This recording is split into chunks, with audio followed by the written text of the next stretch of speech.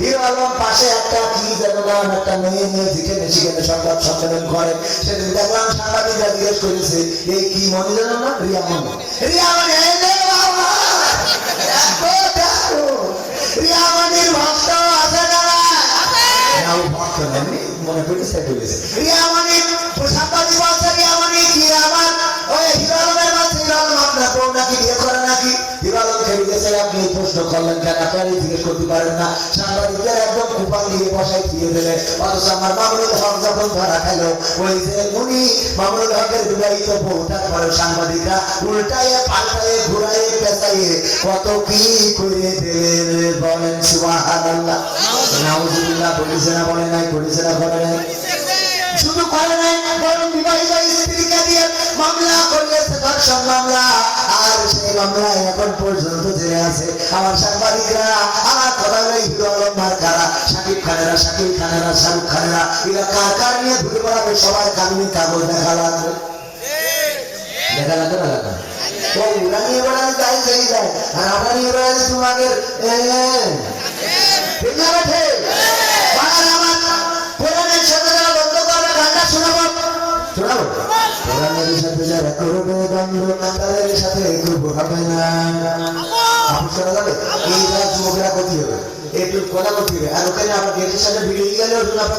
আমার সোনারা এখন প্রধান পক্ষে আছে অনেক অস্কার আসুন একটা সামনে হ্যাঁ এত ভালো করে করছি, তারা যদি না পাবে তোমাকে দিয়ে প্রেমও হবে না।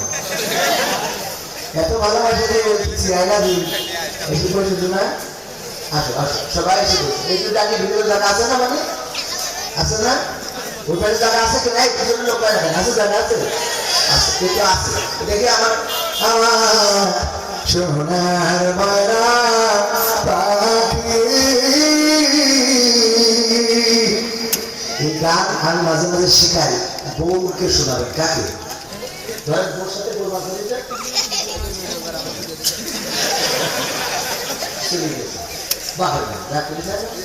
তখন গানটা শোনাবে, আমার সোনার ময়না পাখি কোনটা দোষে বাপের বাড়ি গো, এই শীতি একলা কেমনে থাকি রে আমার কুঞ্জের ময়না পাখি। এই সোনালি গোয়া কর্মচারী থাকবে? ও তো এই শোনায় না, এ শোনায় আরো গাই কি, আমি পারি না আর পারি না, আমার স্ত্রী কেন মরে না, আগাই কিছু নেই আমার স্বামী আমার স্ত্রী রে গো, আমি পারি না আর পারি না। এই আছে না? আমি পারি না আর পারি না, আমার বউ কেন মরে না, আগাই কিছু না ওই নারী রে গো, আমি পারি না পারি না। ও আর যদি রাগ করে চলে যায় না খবর বলে আমি আপনি না বলে ফাঁকা আছে না, ওই দিন মন খুঁজে অন্য জায়গায় লাইন মারবে। বাদ দাও ওইসব কথা না বলে এখন গানটা শোনাবো। যুবকের সিরিয়াল এই গানটা শুনলাম। আমার একটা গান আছে না নতুন, তুমি যার লাগিয়া, হ্যাঁ শোনা দরকার আছে না? এত আয়োজন এত কিছু যদি শুনতে হয় ভাই, মমতাজের আমি কত কোটি টাকা দিতেছো না, টিকিট 1000 2000 টাকা দিয়ে আপনি টিকিট কত ঘর পিছনে বসে দিত, তাও কারাগারি করে ঠেলাঠেলি করে ঢুকাইতে আমরা শুনি বসানি মাঠে যেত।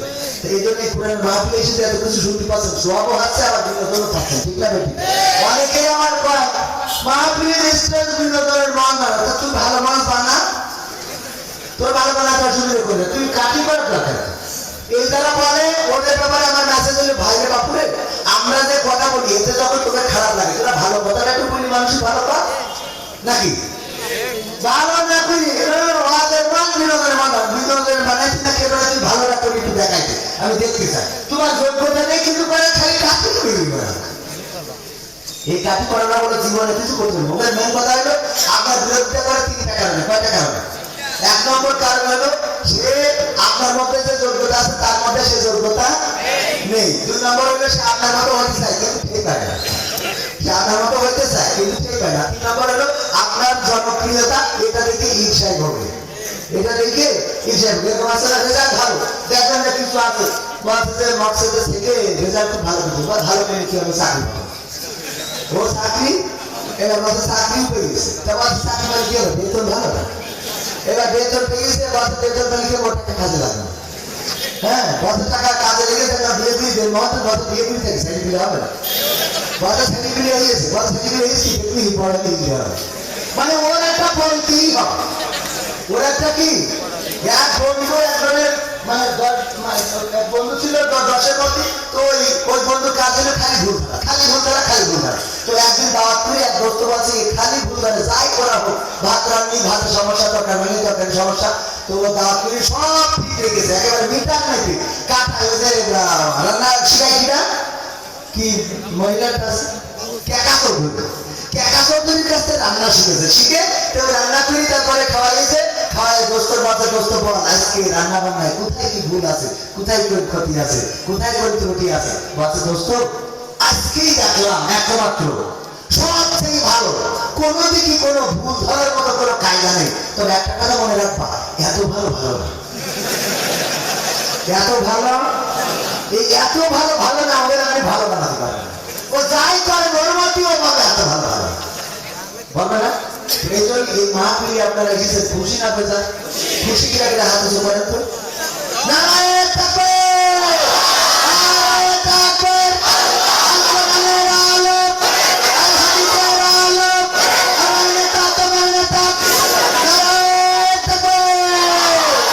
আমি আজকে সত্যিই ধন্য, এতক্ষণ পর্যন্ত আলোচনা করলাম, লোক করতে নাই, বড় প্যান্ডেল করে আর দাঁড়ানো, পাশে দাঁড়ানো, ডানে দাঁড়ানো, বামে দাঁড়ানো, পাশের বাইরে দাঁড়ানো, তবে বিষয়টা আমি শুধু আমার জন্য না, এখন প্রধান বক্তা আছে তুলে দাঁড়ানো, লাস্টে যদি আমি উঠতাম তাইলে অনেকেই চলে যেতেন, ঠিক না বেশ চলে যেতেন, কিনা হাত উঠে করেন চলে যেতেন না, ও তাহলে ভালো আজকে তো একটু টেস্ট করে দেখি যাইটাও ডাইরেক্ট যায় না, সেই টাকা চাই সেই যায়, আজকে একটু সেইটা করবেন, আজকে যাই কিনা এই আমাদের টাকা হ্যাঁ কতি পাকামো ছেড়ে দেওয়া নেই। আমি ব্যক্তিগত ভাবে এই যুবকরা যদি সন্তুষ্ট হয়ে 500 টাকা দান করলাম, আর আপনারা দেবেন 5,000 10,000, কারণ আমি যদি 5-10,000 করে দিই তাকে প্রতিটা আপনি দিয়ে ভিটে রাখ কুড়াতে বেশি হবে, এই জন্য আর আপনারা তো প্রতিদিন মানবেন আপনারা একটাই দিবেন, আমি 5,000 টাকা দিলাম, আল্লাহ আমার দানকে কবুল করে নাও, মেথায় দাও, আমার বাবা কবুল করে নাও, সুযোগ সাথে কবুল করো, মা বাবার কবুল করো, বললাম এবার বলেন তারপরে কি আছে,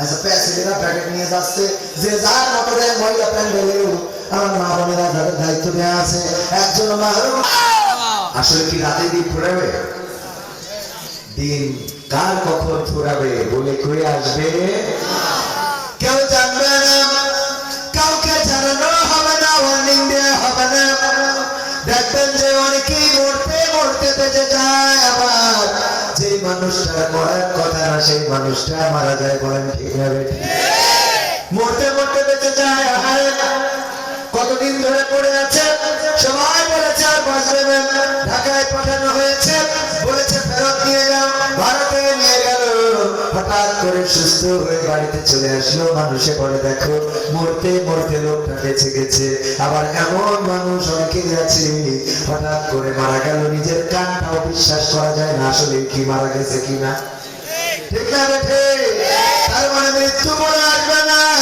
মৃত্যু যখন আসবে তখন সেই কবরের প্রস্তুতি নেওয়ার দরকার আছে না নাই, কি নিয়ে দাঁড়াবো, কি নিয়ে হাজির হবো আল্লাহর কাছে, চিন্তা কি করেছেন কখনো, মাঝে নিজের বিবেকের কাছে যখন প্রশ্ন করি, বিবেক বলে দাও যদি আজকে আল্লাহ ডেকে দাও, আল্লাহর কাছে আমলের খাতায় কি দেখানো ভালোর মতো কি আছে? নামাজ পড়েছি কিনা, কোরআন পড়েছি কিনা, ভালো কাজ করেছি কিনা, মন্দ কাজ ছেড়েছি কিনা। যদি একটা দিনের হিসাব আল্লাহ চায়, আজকের হিসাবটাও আপনি একটু আত্মসমালোচনা করে দেখেন। যদি আজকের হিসাবটাই আল্লাহর কাছে দাখিল করা লাগে, বলেন ভালো কাজ বেশি করেছি না মন্দ কাজ? হিসেব করে। এই গ্রামে কি শুধু এতগুলো লোক, নাকি আরো আছে? হাজার হাজার মানুষ। অত্র অঞ্চলে হিন্দু আছে, হিন্দুদেরও পূজা হচ্ছে না? হচ্ছে না? হিন্দুদের পূজা হচ্ছে। আজকে আমি রাস্তায় যাওয়ার পরে দেখলাম পূজা মন্দিরের সামনে ভিড়, প্যান্ডেলে তাদের পূজা মণ্ডপে একটু জায়গা নাই, রাস্তায়ও ভিড়। অথচ মুসলমান কোটি কোটি, তারা সংখ্যালঘু আমরা জানি হিন্দুরা, আর মুসলমান কোটি কোটি মুসলমান, এত সংখ্যা গরিষ্ঠতা। অথচ হিন্দুদের পূজায় যত মানুষ আছে, খ্রিস্টানদের বড়দিনে যত মানুষ আছে, মুসলমানদের মাহফিলেও মুসলমান যত আছে সেই অনুযায়ী মানুষ কম না বেশি? কি দাদা, অভিভাবক হিসাবে আমরা কাকে চাই? কাকে চাই? আল্লাহ ছাড়া আমাদের কোন অভিভাবক থাকবে না। সেটাই গানে গানে আল্লাহ তারেক মনোয়ার সাহেব বলেছেন যে আল্লাহ, যেদিন কোন সাথী থাকবে না, যেদিন কোন বাতি থাকবে না, যেদিন কোন আলো থাকবে না, যেদিন উপকার করার মতো কেউ থাকবে না, ও আল্লাহ ওই দিন তুমি আমার সাথী হয়ে যেও। বলেন আমি। আল্লাহ সাথী হইলেন কত প্রকার। আল্লাহ নবী সাল্লাল্লাহু আলাইহি ওয়াসাল্লামের স্ত্রী বিবি খাদিজা রাদিয়াল্লাহু তাআলা আনহা ইন্তেকালের সময় রাসূলকে ডাকলেন, পাশে বসালেন, বসিয়ে বললেন, ও রাসূল, ও আমার স্বামী, আমি কোনদিন আপনাকে দুকাইতে ফেলি নাই, কোনদিন আপনার কাছে কিছু চাই নাই, কোনদিন আপনাকে বলি নাই এটা দেন, এটা দিলেন না কেন, এটা করলেন না কেন, এটা হইল না কেন। আমি তো কোনদিন কিছু বলি নাই, কিন্তু আজকে ইন্তেকালের সময় আপনার কাছে তিনটা জিনিস চাই। কয়টা? কয়টা? এখানে যুবকদের আয়োজনে মাহফিল, আওয়াজে কি একটু জোরে দেওয়া যাবে? কয়টা?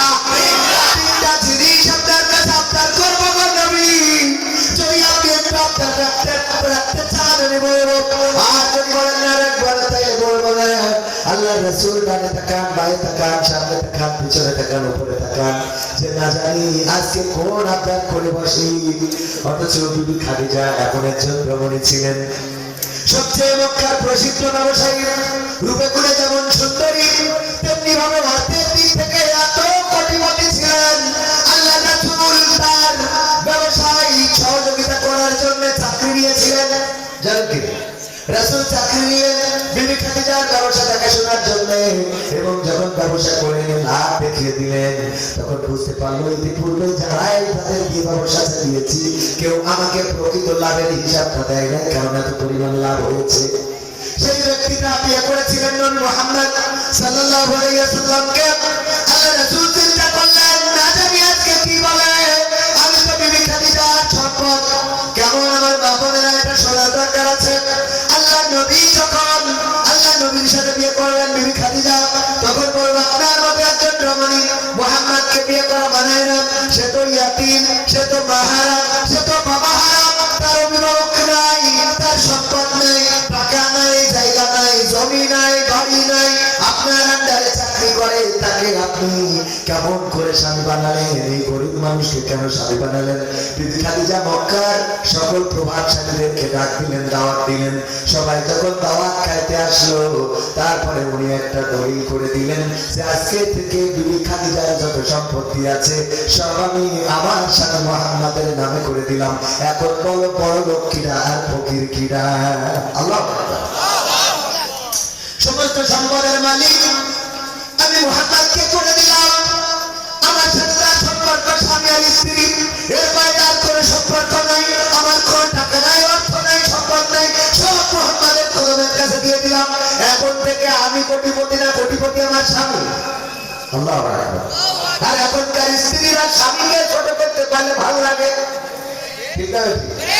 শ্বশুর বাড়ি যদি বলেন তোর স্বামী কেমন, এমন কেন, তোর স্বামী কথা শোনে না কেন, মানুষ না তো, অমানুষের সাথে বিয়ে দিয়েছে, এটার সাথে আমি এমনি কি বন্ধুর সাথে ফোনে কথা বলি? তোমরা এখন কি ঘটনা টের পাইছো? হ্যাঁ, এই বলে না মানে যত ছোট করা যায়। আর বাবার বাড়ি গেলে তো ওর র্যাঙ্ক আর উপরে উঠে যায়। বাড়িতে যদি থাকে 3 ডিগ্রি ওখানে হয় 6 ডিগ্রি 9 ডিগ্রি, ঠিক না বেঠি? ওরে বাবা হাই এখানে বসো, তুমি এত কথা বলো, চুপ থাকো। হ্যাঁ লাগছে বাবা, পাকা উপরে যায় আপনি দিব না, তুমি সামনে সামনে চোখ করে দেবো কথা। ও বাবা আমি যারা এসে কইলাম ও আমার ভাই আমার কথা থাক, এই আমার ইউটিউবাররা আমার এই ঝামেলা করবে। আমি তো মুখ ফাঁস করে একটা কথা বলি, সাধারণ মানুষ তো, আমি তো অসাধারণ না। হ্যাঁ, আর এখানে যুবকরা আয়োজন করেছে, সুতরাং যুবকদের আয়োজন এসেছি, একটু তো কথা উল্টো পাল্টা হইতেই পারে।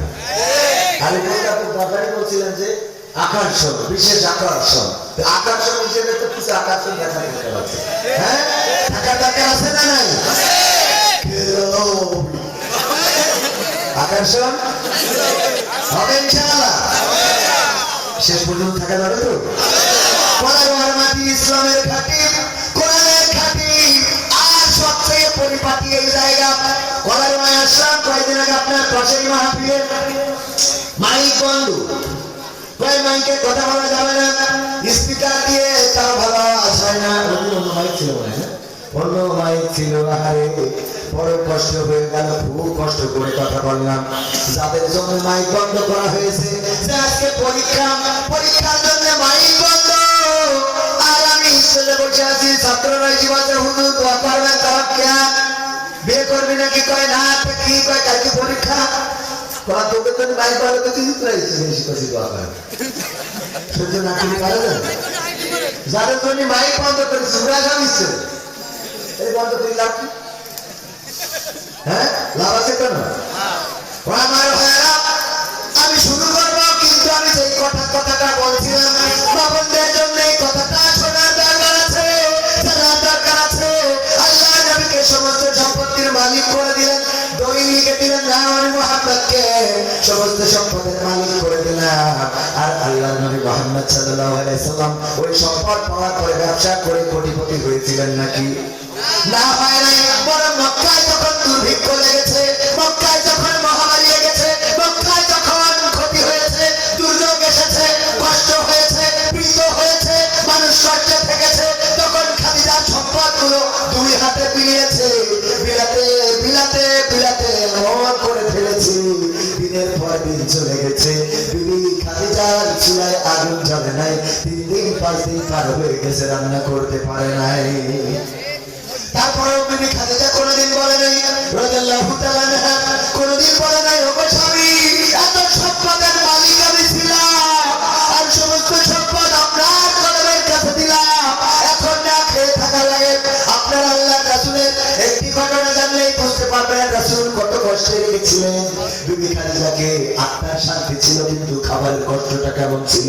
আল্লাহ রাসূল যখন মদিনায় সুদিন ফিরে আসলো, রাষ্ট্র ক্ষমতায় বিশ্বনবী সাল্লাল্লাহু আলাইহি সাল্লাম যখন বাড়িতে গোশত রান্না হতো, তখন গোশত একটু আম্মা আয়েশা রাদিয়াল্লাহু তাআলা তাকে বলতেন, আয়েশা কিছু গোশত একটু বাটিতে দাও, আমি মদিনায় ঘুরে ঘুরে দেখতে চাই বিবি খাদিজার কোনো বান্ধবী বেঁচে আছে কিনা। আমি কোনদিন বিবি খাদিজাকে পরিতৃপ্ত করে খাওয়াতে পারি নাই, কোনদিন তাকে পেট ভরে খাওয়াতে পারি না। যদি তার কোনো বান্ধবী বেঁচে থাকে, তাকে প্রাপ্যায়ন করে পরিতৃপ্ত হতে চায়। আল্লাহ রাসূল বিবি খাদিজাকে ঠিকমতো খাওয়াতেও পারেন নাই। এই খাদিজা রাদিয়াল্লাহু তাআলা আনহা যখন মারা যাচ্ছেন, বললেন রাসূল 3টা জিনিস আপনার করবো, 3টা জিনিস আপনি দিতে পারবেন কিনা? যখন আল্লাহর পক্ষ থেকে রাসূল সাল্লাল্লাহু আলাইহি সাল্লাম অনুমতি প্রাপ্ত হলেন, বললেন ওগো খাদিজা বলো তোমার কি দাবি আছে? বিবি খাদিজা রাদিয়াল্লাহু তাআলা আনহা বললেন, রাসূল গো আমি মারা যাওয়ার পরে আপনার কাপড়, আপনার জামা দিয়ে আমার কাপড় পরাবেন, অথবা আমার কাপড়ের সাথে আপনার একটা জামা গায়ে জড়িয়ে দিবেন। 2 নম্বর হলো আমার কবরে যখন কবর খনন করা হয়ে যাবে, ওই কবরটা আপনি একটু বড় করে দিবেন। আর 3 নম্বর হলো যখন মুনকার নাকির এসে প্রশ্ন করবে, ওগো রাসূল আপনি দাঁড়িয়ে থেকে আমার প্রশ্নের জবাবটা দিয়ে দিবেন। আল্লাহ রাসূল বললেন, এমন ওসিয়ত কেন করলে খাদিজা? খাদিজা রাদিয়াল্লাহু তাআলা আনহা বললেন, ওগো নবী আমি বড্ড ভয় পাই, কবরকে ভয় পাই। যে কবরে রেখে আসবেন সাথী থাকবে না, বাড়ি থাকবে না, থাকবে না, কাউকে বলার মতো কোনো মানুষও পাবো না। ওই কবরে যদি কষ্টে পড়ে যায় কে আমাকে উপকার করবে নবী? এই জন্য আপনার যে গায়ের জামা যদি আমার শরীরের সাথে আমার কাপড়ের সাথে জড়িয়ে দেন, আল্লাহ রাব্বুল আলামিনের ফেরেশতারা আমার সাথে বিয়াদবি করবে না। যদি কবরটায় আপনি একটু গড়াগড়ি দেন, আপনি বলেছেন কবর কার জন্য এত সংকুচিত হয়ে যাবে যে দুই পাশ থেকে চাপ দিবে, এক পাজরের হাড় অপর পাজরের হাড় আর এক পাজরে ঢুকে যাবে। ওপর আসলে আমি ভয় পাই না জানি ওই কবর আমার জন্য সংকুচিত হয়ে যায় কিনা। এই জন্য নবী গো, আপনি আমার কবরে গড়াগড়ি দিবেন। যেই কবরে আপনার দেহ মোবারক গড়াগড়ি খাইবে, সেই কবর আমার সাথে বিয়াদবি করবে না, এটা আমি বিশ্বাস করি। আর রাসূল মুনকার নাকির যখন সে প্রশ্ন করবে মান রব্বুকা ওয়া মান দীনুকা ওয়া মান নাবিয়ুকা, ওকে রাসূল আমি ভয় পাই ওই ফেরেশতাদের সামনে বলতে পারবো কি পারবো না। এজন্য আপনি দাঁড়িয়ে থাকবেন, সবাই চলে আসবে, কিন্তু আপনি দাঁড়িয়ে থেকে আমার প্রশ্নের জবাবটা দিয়ে দেবেন রাসূল এটা আমার আত্মা। আল্লাহ রাসূল বললেন ঠিক আছে, আমি তোমার আত্মা পূরণ করব। আল্লাহ রাসূল সাল্লাল্লাহু আলাইহি ওয়াসাল্লামের স্ত্রী বিবি খাদিজা ইন্তেকাল করলেন। আল্লাহ রাসূল নিজের জামা দিয়ে কাপড় পরালেন, তারপরে কবরটায় গড়াগড়ি দিলেন, কবর দেয়া হয়ে গেল। সবাই চলে এসেছেন, রাসূল সাল্লাল্লাহু আলাইহি ওয়াসাল্লাম কবরের কাছে দাঁড়ালেন। সাহাবীরা কারো ডাকার সাহস নাই, রাসূলকে কেমন করে ডাকবেন, রাসূল আসেন না, কেউ ডাকতে সাহস পায় না। রাসূল দাঁড়ানো। ফেরেশতা আসে না, মুনকার নাকির আসে না, জিজ্ঞাসা করার জন্য ফেরেশতা আসে না। হঠাৎ করে জিবরিল আলাইহিস সালাম এসে বললেন, আল্লাহর নবী আপনি চলে যান, বাড়িতে যান, যে ফাতেমা কুলসুম রুকাইয়া তারা যায় না, তারা কান্নাকাটি করে, আপনি যে তাদেরকে সান্ত্বনা দেন। ফাতেমা বড় কান্না করতে করতে মুমূর্ষ হয়ে পড়েছে। আল্লাহ রাসূল বললেন, আমার খাদিজা তো আমাকে ওসিয়ত করেছে, সেই ওসিয়ত পালন না করে কেমন করে যায়, কাটা পালন করেছে একটা বাকি।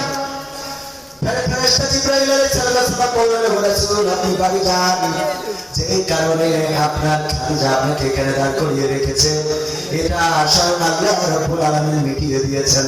তার মানে হলো মুনকার নাকিরের প্রশ্নের জবাব, যে প্রশ্নের জবাবের ভয় খাদিজা পেয়েছে, ওই প্রশ্নের জবাব আরশে আজিম থেকে আল্লাহ রাব্বুল আলামিন নিজে দিয়ে দিয়েছেন। বলেন সুবহানাল্লাহ। সুতরাং আল্লাহ অভিভাবক হলে আমাদের কি আর কোনো ভয় থাকে? আল্লাহ কবরটা যেন আমার সহজ যাওয়া, আমাদের সহজ যাওয়া সহজ করে দেন। ওগো আমার ভাইরা, ওগো এলাকাবাসী, ওগো আমার মুসলমানেরা, একটু যদি কোরআনের কথাগুলো শুনতাম, জানতাম, আল্লাহ রাসূলের জীবন জানতাম, নবী সাহাবীদের জীবন জানতাম, তাহলে আমাদের আর এমন করে করে মাইকিং করে করে ডেকে ডেকে ওয়াজ শোনানো লাগতো না। সবাই নিজেরাই বুঝতাম আমাদের কেমন করে চলতে হবে, কেমন করে বলতে হবে, কেমন করে খাইতে হবে, কেমন করে শুইতে হবে। কিন্তু আমরা এগুলো জানার চেষ্টা করি না, আর মানা তো আরো দূরে থাকে, ঠিক না বেঠে?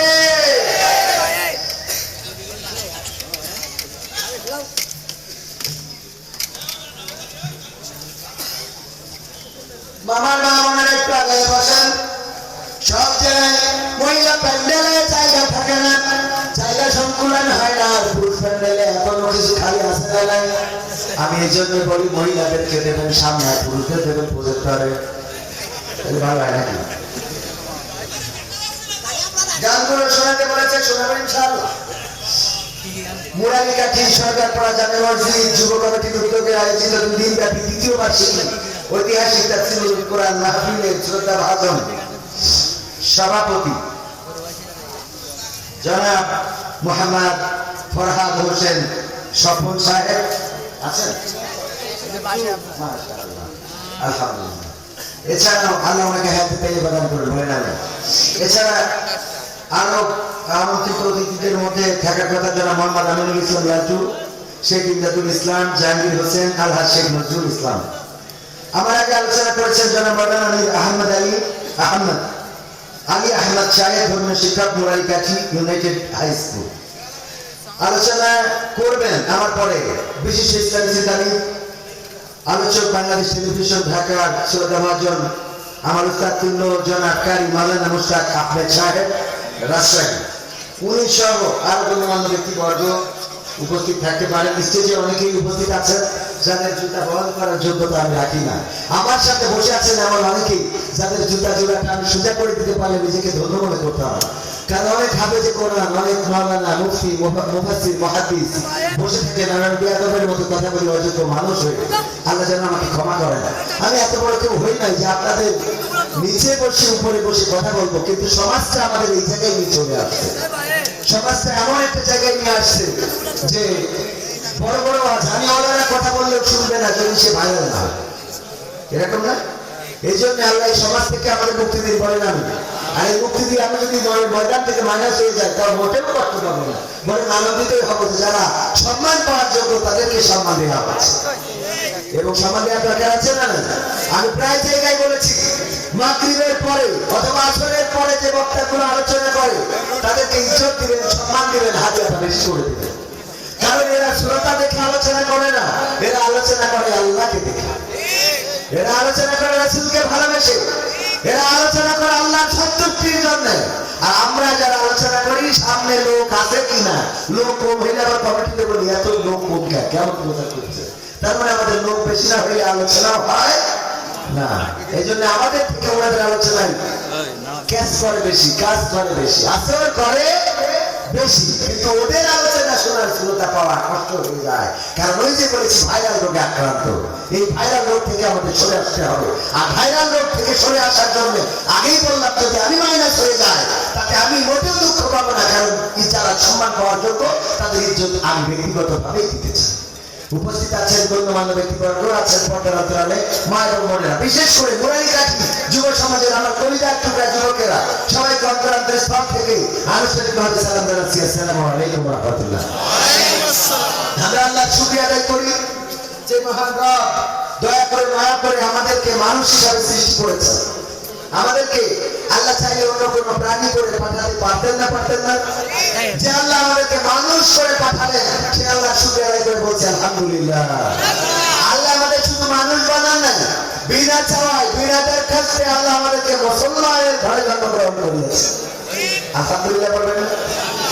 যদি একজন হিন্দু হইতেন, হিন্দু ধর্ম নিয়ে আমার কোন অভিযোগ নেই, যাদের ধর্ম তাদের কাছে সুন্দর, কিন্তু দেখেন একজন হিন্দু যদি হয়, কেউ মারা যায়, এই লাশটাকে আগুনে পোড়ানো হয়, বাবাকে পোড়ায় সন্তান, সন্তানকে পোড়ায় বাবা। এটা কি ওদের কাছে জানি না কতটুকু সহনশীল, আমাদের কাছে কষ্টের নাকি কষ্টের না? আবার আমি মালয়েশিয়াতে ছিলাম, ওখানে বৌদ্ধ ধর্মের অনুসারী যারা, বৌদ্ধ ধর্মের যদি কোনো লোক মারা যায়, মালয়েশিয়ায় চাইনিজ অনেকেই আছে, মালয়েশিয়ায় ছিল, আছে না ঠিক আছে? ওই যে ada satu orang, 2 orang, 3 orang, ada lain.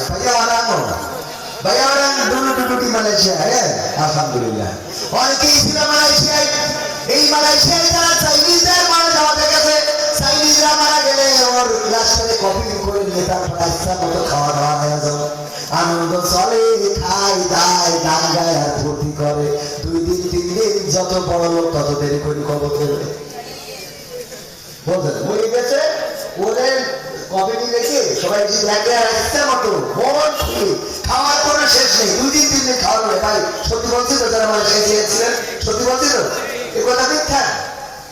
দেখেন এই জাতীয় কোন ধর্মের অনুসারী যদি করতো, আপনি মারা করে কপি করে সুন্দর করে লাশটা যেন বন্ধ না হয়, যেন পচে না যায়, সেগুলোকে মোটামুটি কায়দা কানুন করে নিয়ে তারপরে অনুষ্ঠান চলে, খাওয়া দাওয়া, ফুর্তি ফুর্তি, নাচ গান, কত কি গো বাবা।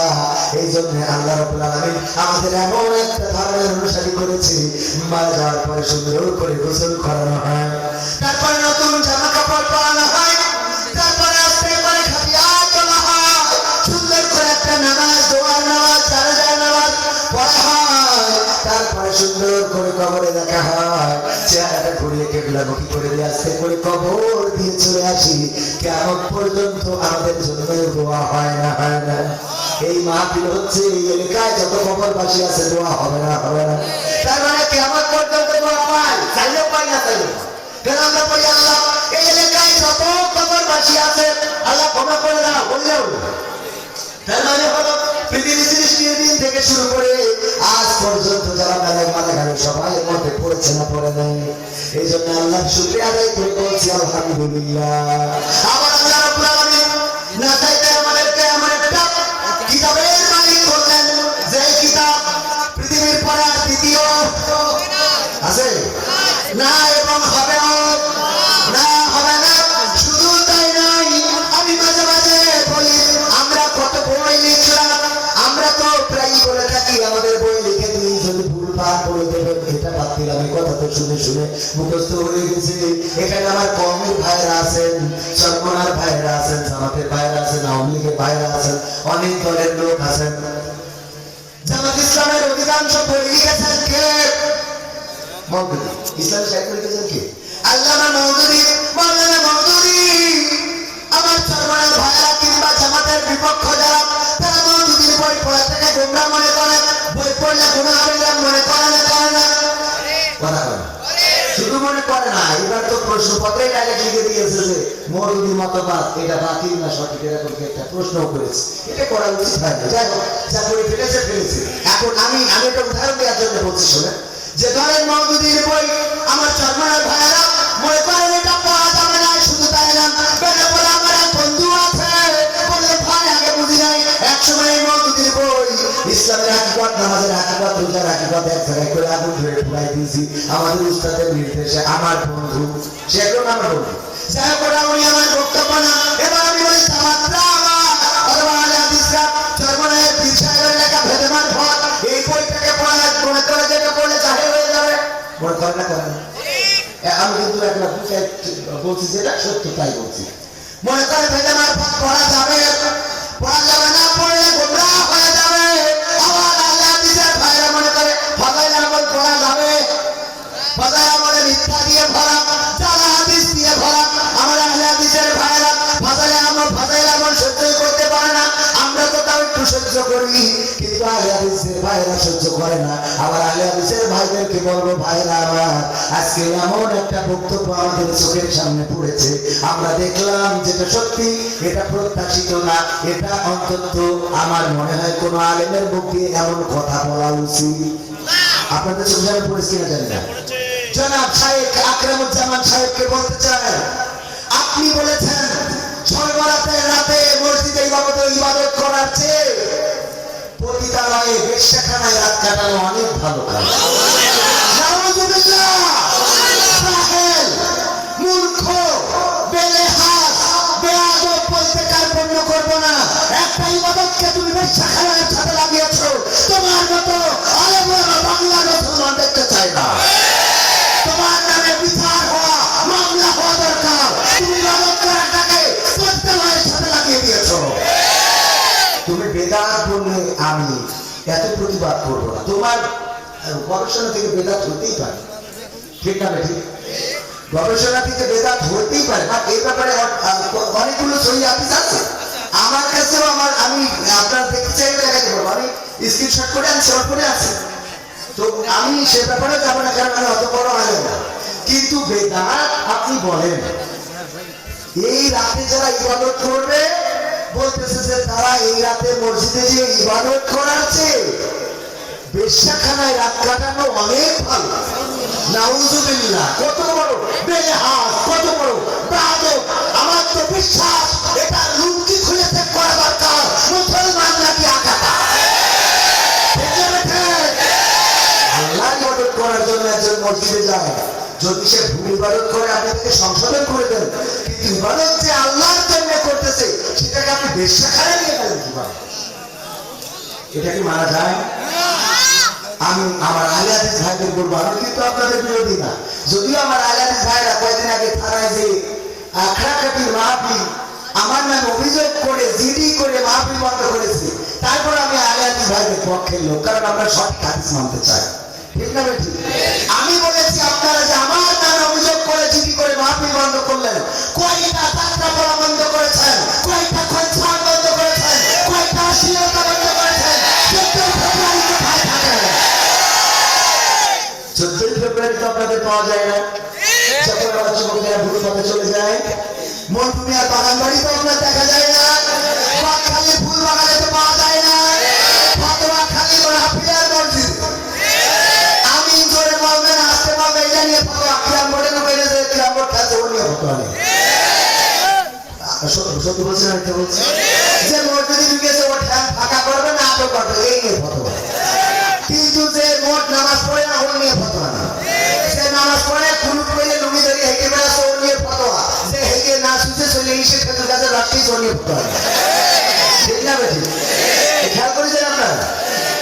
ফতোয়া যত ভালো কাজের মধ্যেই ওদের ফতোয়া আছে। ফিলিস্তিনের বিপক্ষে ফতোয়া দেওয়া শুরু করে দিল, ইসরায়েলের পক্ষে ফতোয়া। ঠিক না বেশি দিয়ে ফেলা যায় না। এমনকি এত বড় জাহেল ওদের আলেমগুলো যখন বলল যে আকীদা দিয়ে ফিলিস্তিনের এই গণহত্যাকে সমর্থন করে আমরা সেই আকীদাতে থুতু নিক্ষেপ করি, এই কথার কারণে আমরা বললো আবু বাদ নামে দেখে গিয়ে মুখ নিতে পারে। নাউজুবিল্লাহ বলবেন না? এটা কি মানা যায় বলেন তো? আমার এই জন্য মাঝে মাঝে মনে হয় যে বলতে হবে খেলা হবে, আইসো খেলা হবে। তুমি যে জাল হাদিসের দলিল দাও, এই জাল হাদিস কি রাসূল এসে বলে গেছে? তোমার কোনো না কোনো মাযহাব তো নিয়েছে। তুমি মনে করো যে মাযহাব মানা যাবে না, তুমি তো মাদানী মাযহাবের বাড়ি যাও। তুমি বলো ইমাম মানা যাবে না, তোমার ইমাম সাহেবের বাড়ি তো তুমি যাও না, তোমার আলবানির বাড়ি তো তুমি যাও না। আমরা না হয় হানিফার মানে ভুল করে গেছে, আলবানি সব ঠিক করে গেছে, এটা কি আল্লাহ হুইনানি তো জানাই দেন না? জাল হাদিস কি রাসূল এসে বলেছে যে এটা জাল, এটা সঠিক, তোমরা এটা করো এটা করো না বলেছে? জাল হাদিস তো বানাইছে কোনো না কোনো মানুষ নাকি? তোমার গবেষণায় তুমি জাল পয়সাও বলে জাল বলে দিছাও, আমার গবেষণায় ঠিক হইলে তোমার অসুবিধা দিতে হবে। এবার একজন পরীক্ষায় প্রশ্ন দিয়েছিল, দেখেন কইছে প্রশ্নটা আমার বললো যে একজন ফোন দিয়েছে, আমি অত বড় হুজুর না, আমার কাছে আপনারা প্রশ্ন দেবেন কো? এমনি মাঝে মাঝে প্রশ্ন দিয়ে বিপে কাজে ফেলে। খেয়াল করেছেন না? এমন এমন লেখা রেখে আমি বুঝে শুনে তারা আগে করে নিছি। এটা আসসালামু আলাইকুম ওয়া রাহমাতুল্লাহি ওয়া বারাকাতুহু। আজকের এই মাহফিলে আপনার কাছে একটি প্রশ্ন। আজকে 25শে ফেব্রুয়ারি শবে বরাত, আজকে এই রাতে মাহফিল শোনা ভালো নাকি ইবাদত করা ভালো? আপনার কাছে এই প্রশ্নটি, আশা করি উত্তরটি দিবেন। আসসালামু আলাইকুম ওয়া রাহমাতুল্লাহি ওয়া বারাকাতুহু। ওয়া আলাইকুম আসসালাম। এখন দেখেন, আজকে রাতে ইবাদত করার জন্যই তো মাহফিলের আয়োজন করেছি। তাহলে তো আপনারা সিরিয়াল থাকবেন। আপনি তো টিভি বন্ধ করতেন, করা এরকম আমরা বুঝি। ঠিক না বেঠি? বরং মাহফিলটা দিয়ে আমরা কিছুটা ইবাদত চুরি করে দিই। এখন অনেকেই বলেছে ডাইরেক্ট নামাজ কালাম পড়া বেদা, তো সেই তুলনায় যদি বেদা তো হয় তাহলে এই মাহফিল শোনা তো বেদা। সুতরাং এইটা হলো ডবল ভালো কাজ। মানে আমরা বেদাতের মতো নেই, আবার এই আমলটা সিরিয়াল দিই। কথা কি বোঝা গেছে? যাকে কথা অনুযায়ী বেদা, আমার কোথায় বেদা না আমি ক্লিয়ার করে দিলাম। আমি কিন্তু সবে বরাতের ইবাদতে বেদা, আমার কাছে এটা দাম। তো এখন তাদের কাছে এটা বেদা, তাদের ব্যাপারে আমার বক্তব্য নেই, তারা হয়তো আমার থেকে ভালো জানে। কিন্তু যে বোন প্রশ্ন করেছেন তার কাছে আমার উত্তর হলো যে আপনি এই রাতে ইবাদত করতেন না সিরিয়াল দেখতেন, আপনি নিজে একটু চিন্তা করে দেখেন। কত আল্লাহ আল্লাহ ওরে ও বুঝাই হয়েছে, তারপর দেখি তো জানি ওরে বাবা সকাল সকাল খেয়েছে মসজিদে পান উপান দেবে নামাজে প্রস্তুতি নিয়ে বেরিয়ে দেখা চাকা পুলিশের পাশে একটু চিড়ে ও চিড়ে গেছে ফজরের আজান নিয়ে এই চিড়ে নিয়েছে। হ্যাঁ সারা রাত নয় এরা আসে না নামাজ পড়বে। হ্যাঁ এখন এই জন্যে আমার বোনকে বলবো, এই যে মাহফিল এখানে বসেছেন মানে এটাও ইবাদত। ওই ইবাদতের থেকে এই ইবাদত যদি মনে করেন যেটা, তাহলে ওটা আমরা করছি না, আবার এটা করলে কোনো গুনাহ নেই। সুতরাং আপনি ভালো কাজটাই করতেছেন, আলহামদুলিল্লাহ। আলহামদুলিল্লাহ বলবেন। আলহামদুলিল্লাহ। আমরা যত এই যে ঘাটাঘাটি করবো, মানে বিষয় হলো যে আমরা দিন দিন মানুষকে ইবাদত বন্দেগী থেকে বিমুখ করে ফেলছি। হেজবুত তাওহীদ নামের একটা গোষ্ঠী আছে, দেখবেন বক্তৃতা দেয়, ওদের ইমামুজ্জামান বলে একজন আছে, মোহাম্মদ সেলিম না কি যেন নাম, হুসাইন মোহাম্মদ সেলিম। এই বক্তব্য দেওয়ার সময় এমন ভাবে বক্তব্য দেয় মনে হয় আগামীকালকে খিলাফত কায়েম হয়ে যাবে। অথচ ওর দলে যারা ঢুকেছে দাঁড়িয়েওয়ালারা দাঁড়িয়ে দিতে হয়ে গেছে। তাই ওকে সঠিক পথে আছে। যেই দল করলে দাঁড়িয়েওয়ালারা দাঁড়িয়ে কাটে সেই দল কোনোদিন সঠিক হইতে পারে? তবে আবার শুধু দাঁড়িতেই ইসলাম না, এটাও মাথায় রাখা। দাঁড়িতে সুন্নাত, রুটিতে সুন্নাত, পোশাকেরও সুন্নাত আছে। পাথরের আঘাত খাওয়া সেটা যে সুন্নাত, কেন মনে হয় না তোমার?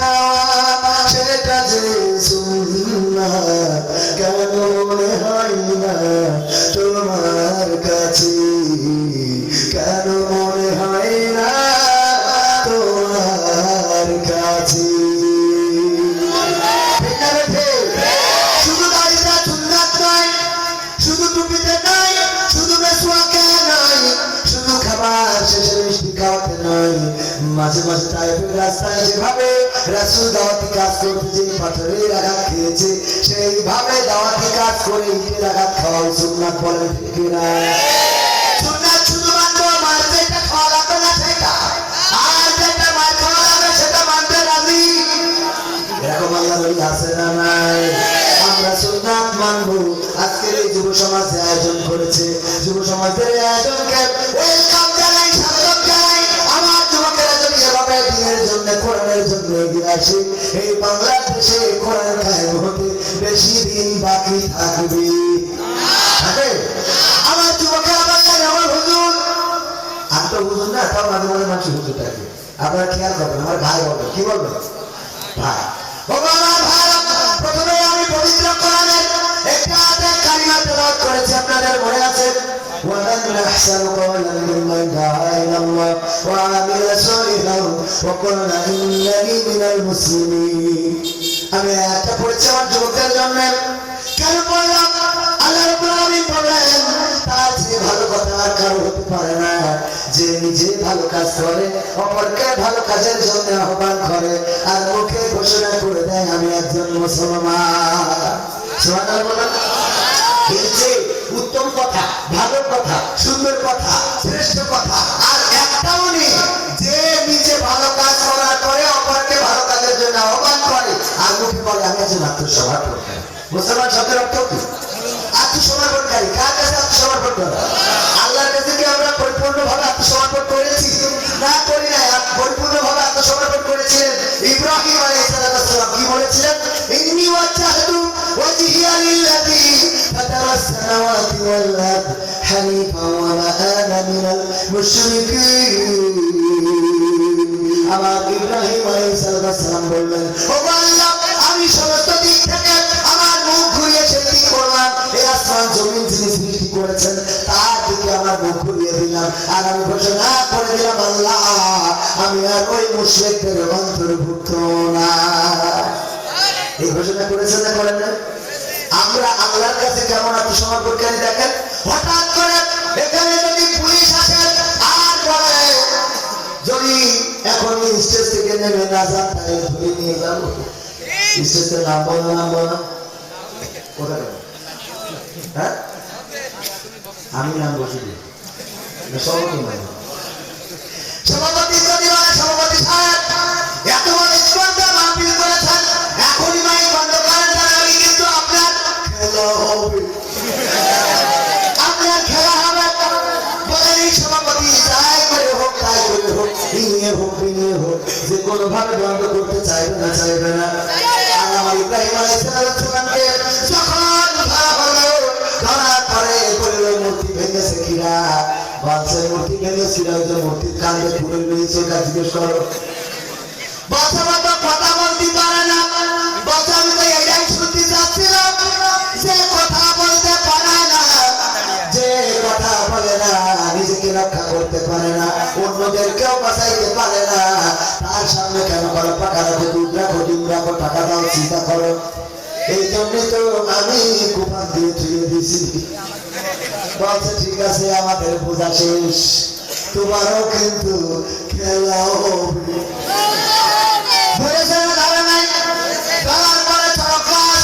এখনকার সময় সহজে বুঝবেন কেড়ে, কেড়ে বলুন না, কেড়ে ধরে চলে নামায় আসে না, একটা মা বুঝলে 3 তালা পরে সহজে উঠাই দেয়, দেয় না, দেয় না। এই কেড়ে তখন বলা হয়তো চরক গাছ সুন্দর করে বানানো হলো, আর কেড়ের মধ্যে যখন ইব্রাহিম আলাইহিস সালামকে তোলা হলো, বাঁধা হলো, বেদের রশি পেটি দেবে, দাম করে আগুনে পুড়ে যাবে। ইব্রাহিম বলল, ও আব্বা, আব্বা গো, আমার বাঁচাও। বুঝেছে? আব্বা, তুমি ছাড়া আমার বাঁচানোর কেউ নাই, নতুনকে বোঝাও। ও আবার আমি এইবার যদি বেরোতে পারি, ঠিকই ওর ভোট দেবো, ঠিকই বের করবো, আমি এইবার ওর ভোটকে কথা বলবার, আমি টিনাকে যাবো না। হ্যাঁ, বুঝেছে? বুঝেছে? না, আমি ওর পক্ষে এই কথা বলে নাই, বরং আল্লাহ রাব্বুল আলামিন যখন ফেরেশতা পাঠালেন, ফেরেশতা তো আল্লাহ পাঠায় নাই, ফেরেশতা বলল, ও আল্লাহ, যদি অনুমতি দাও ইব্রাহিম আলাইহিস সালামকে রক্ষা করতে যাব। আল্লাহ বলল, যাও, তবে ইব্রাহিমের কাছে শুনে নেবা। ইব্রাহিম আলাইহিস সালামের কাছে আসলেন, এসে বললেন, ও ইব্রাহিম,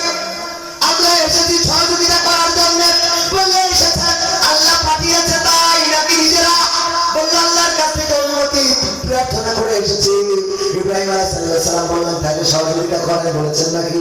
না করে নাই, বরং বললেন ফেরেশতারা ফিরে যান আল্লাহর কাছে, যে আল্লাহর কাছ থেকে আপনারা এসেছেন ওই আল্লাহ আমার অবস্থা সম্বন্ধে আরো ভালো জানে।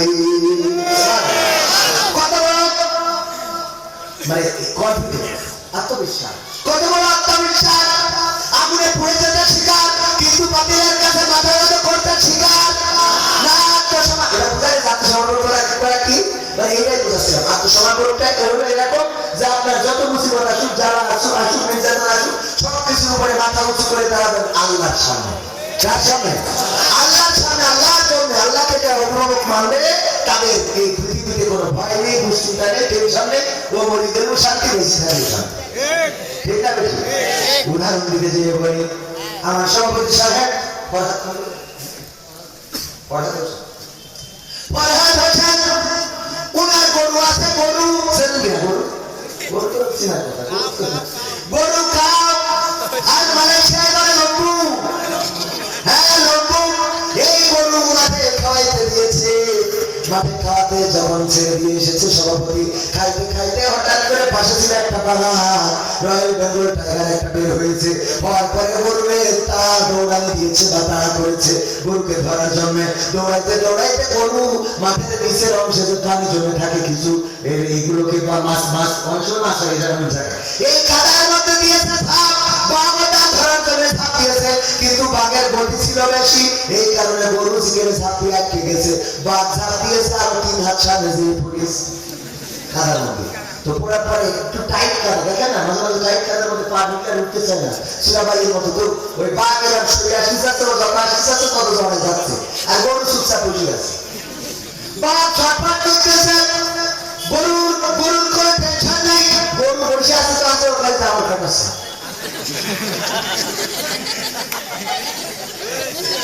বাঘ বলছে গরু তুই তো আসলে গরু, তোর লোক গরু মানে ভাই গরু তো বড় একটা কথা আছে ভাই, কি গরু তো গরুর মতো তুলতে বল ভাই, কি হয় তোর সমস্যা কি?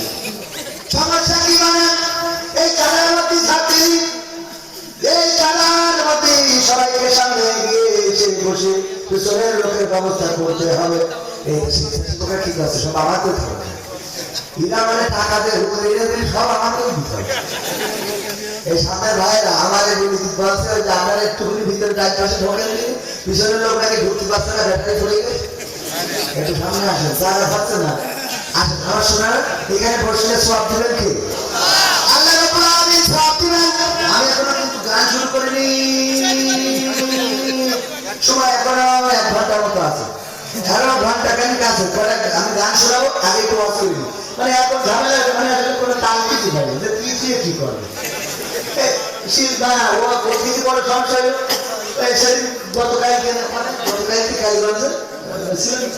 আমি একটু কথা বলতেছি, হুজুর আপনি ওয়াজ করেন, করেন, তারপর এসব কথা বলি কি যে জ্বালা হওয়ার কারণ কেউ ওয়াজ করেন, কেউ গান করেন, কেউ হ্যালো বলেন, কেউ মানে আমার জ্বালার কোনো শেষ নেই। আবার এর মধ্যে মহিলারা প্রশ্ন দেয় সর্বরাত করবে কি করবে না, ওদিক পুরুষরা ধরছে না, মহিলা প্যান্ডেলে জায়গা নেই, আবার তা হঠাৎ করে চিঠি আসে হুজুর আমি আপনার বিয়ে করতেছি। মানে কত জ্বালাতে আমার সহ্য করতে হয়। এই আমি দুনিয়া এখানে সাথে পাবো না, যদি কোনোদিন সুযোগ পাই আল্লাহর সাথে বলবো। একটু আসেন ভাই, আসেন, আমার একটু সহজ করবেন ভাই, বলুন না একটু আসেন ভাই, একটু আসেন, একটু গাড়ি জায়গা করেছেন ভাই, ফাঁকা করেছেন, তাহলে আমার এটা বুঝতে পারেন না। আমি একটা কিছু অস্ত্রী তাকেই চিন্তা পারে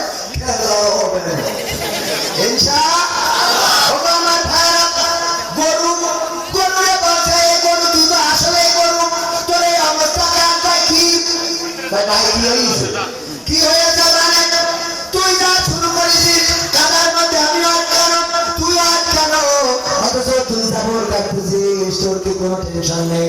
যদি আমি তোর ধরে ফেলতাম আর ধরে যদি করে খাইতে পারতাম তাইলে আমি বেঁচে থাকতাম, আর তুই যদি দৌড়ে পালিয়ে বেঁচে যাতিস তাহলে তুইও বাঁচতিস আমিও বাঁচতাম। কিন্তু এমন একটা কাজ করলি যে এখন তুইও মরবি আমিও মরব, ঠিক না?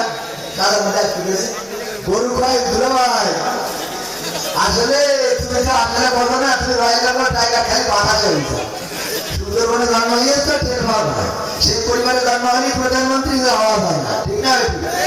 রয়্যাল বেঙ্গল টাইগার নাম নিতে বলিয়ে তুমি এত বুদ্ধি রাখো, তা বলে তুমি না কেন কয় টাইগার ভাই আমার একটু সময় আমি বলু, আমার বুদ্ধি কম হইতে পারে, আমি বুঝে শুনে কাদায় থাকতেছি, কারণ আমি ফরহাদ হোসেন, আমার মালিক আমার অভিভাবক আছে, এই অভিভাবক সন্ধ্যাবেলা যখন গোয়াল ঘরে আমার পাবে না, তখন লাইট মারতে মারতে চলে আসবে, আমার গরু কই গরু কই গরু কই খুঁজতে খুঁজতে এসে যখন দেখো আমি এখানে আটকানো, তখন আমার উদ্ধার করবে, আর আমি তোর জন্য যে কাদায় আটকে আছি এটা পাওয়ার পরে তোর এই কাদার মধ্যে খবর দিয়ে তারপরে যাবি। বুঝা গেছে? এই জন্য তারা আল্লাহকে অভিভাবক করে, যাদের অভিভাবক আছে তাদের টেনশন নাই, কাদায় পড়লেও টেনশন নাই, চুরাবালিতে পড়লেও টেনশন নাই, তারা জেলে গেলেও টেনশন নাই, ফাঁসিতে গেলেও টেনশন নাই, দেশ থেকে বিতাড়িত হলেও টেনশন থাকে। তারা যদি হাসপাতালে যায়, জেলখানা থেকে বের হয়ে তাও এমন হাসি দেয়, বাতিলের মুখগুলো কালো মলিন হয়ে যায়।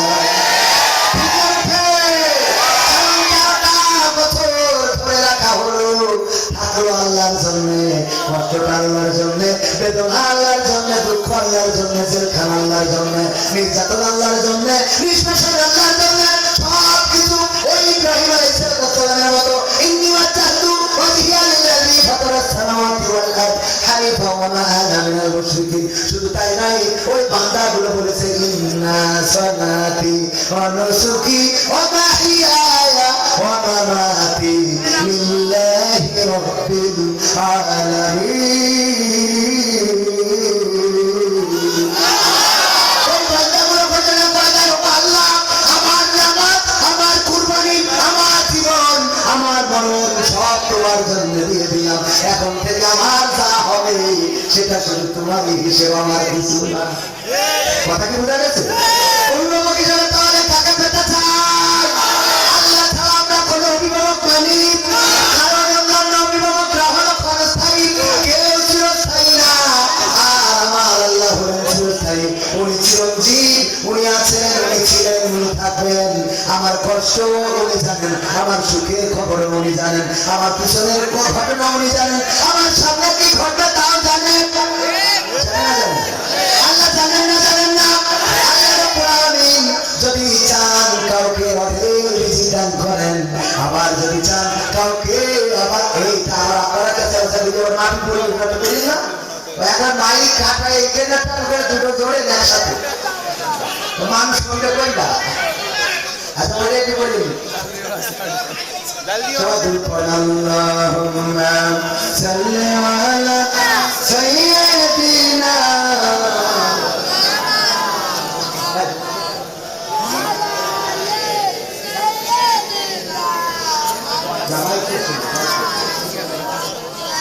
নবীর নামে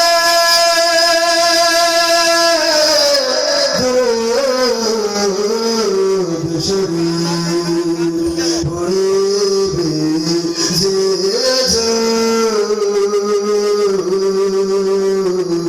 তার জন্য যে হারাম হবে জাহান্নামের আগুন। আল্লাহুম্মা সাল্লি আলা সাইয়্যিদিনা মাওলানা মুহাম্মদ।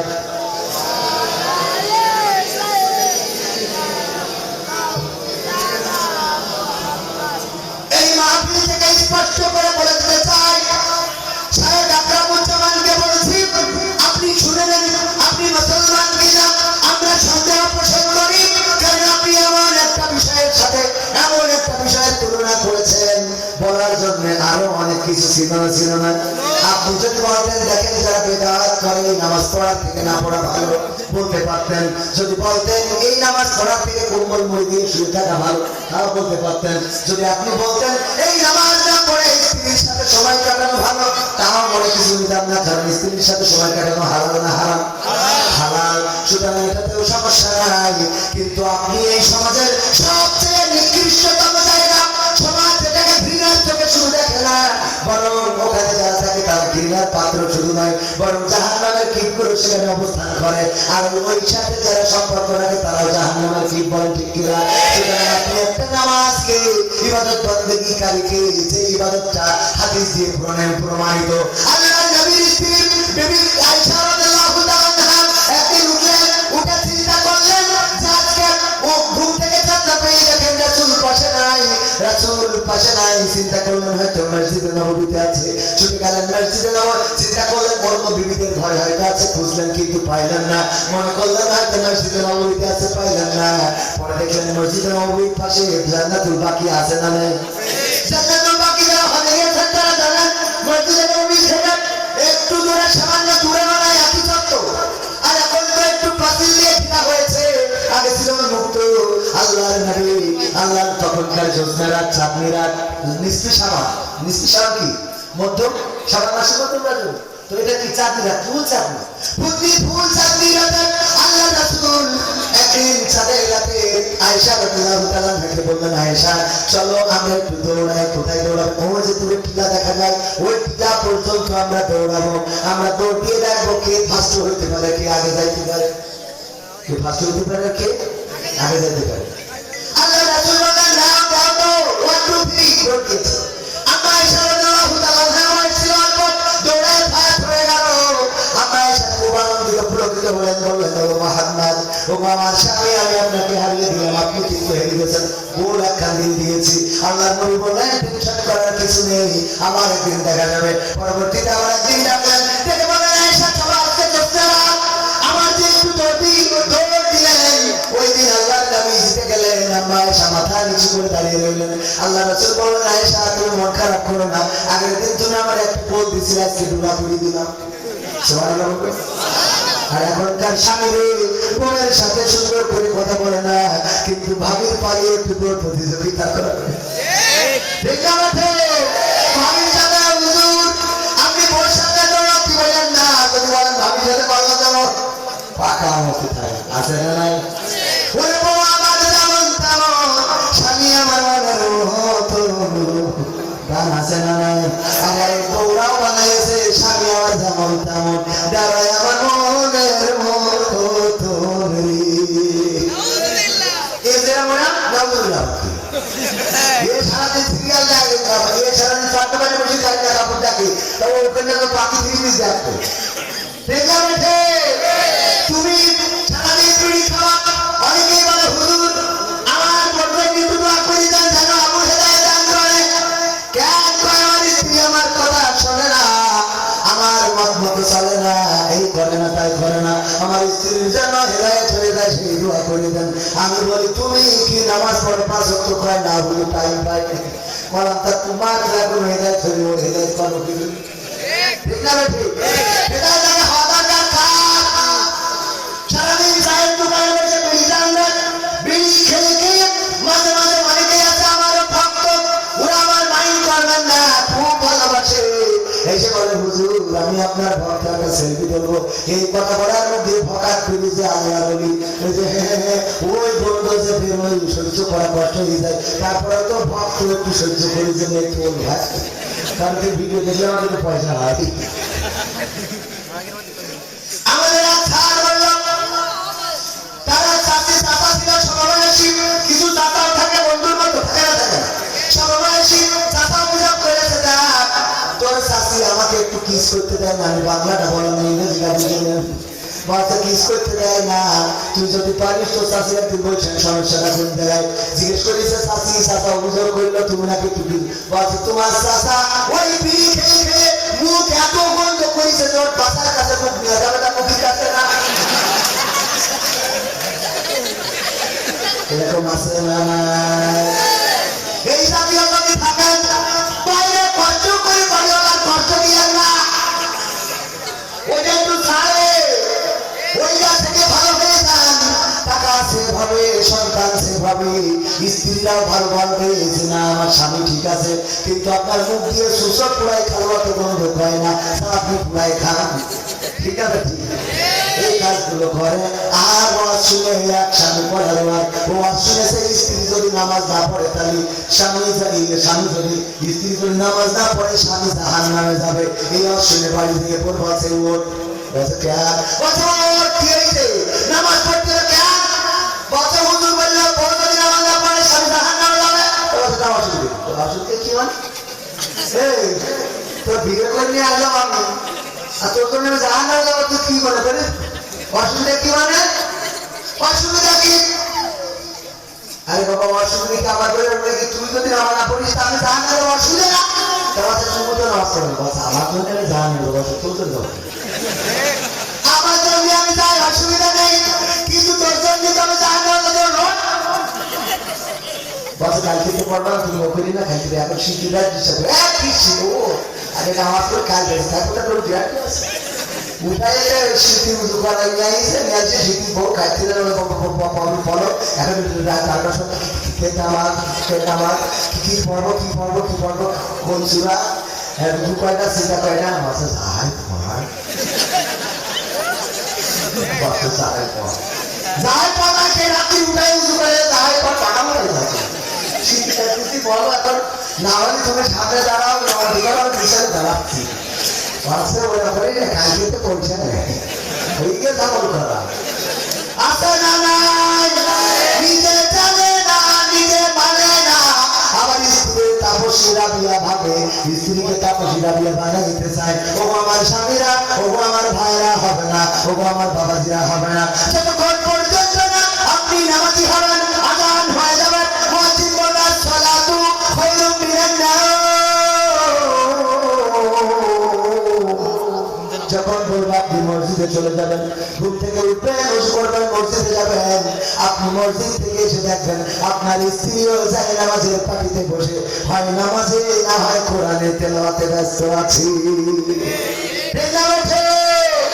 আর যদি বিয়াটা না থাকে তাই বলবেন নহলে নূর নবীর স্ত্রী কি বিয়াটা না থাকে কি নূর নবীর স্ত্রী আল্লাহ নবী বলেন সবাই নাম কেন তো নূর নবীর স্ত্রী এখন আছে না নাই অনেকে উঠতে চায় না আমরা ওঠো সময় সুযোগ পাই বললো যে নূর নবীর স্ত্রী ওঠো কিন্তু না সবাই উঠলো জুলাই উঠে গেল সব প্রাণী কোল থেকে উঠানো হলো কিন্তু নূর নবীর ছেলে এবং স্ত্রী দুইজন ওঠে বুঝেছে এই জন্য আপনি নামাজ যদি পড়েন এরপরে স্ত্রী যদি নামাজ না পড়ে বলবেন নূর নবীর স্ত্রী ও ঢুকে নেই ও হঠাৎ পানি সুবান ছাড়া কোনো রাস্তা নেই ওর মতনই এখন আল্লাহ তাকে সুবান খাওয়া ছাড়া আর কোনো রাস্তা নেই আপনাদের ভালো হওয়া লাগবেন আপনারা যদি ভালো না হন একজন আমার মা বোনেদের মধ্যে একজন ওর মানব করেছে যে হুজুর আমি ধরো আমার এই যে পক্ষ করা সাইড একটা মুরগি আছে সাইডটা মুরগি কিছু মনে আছে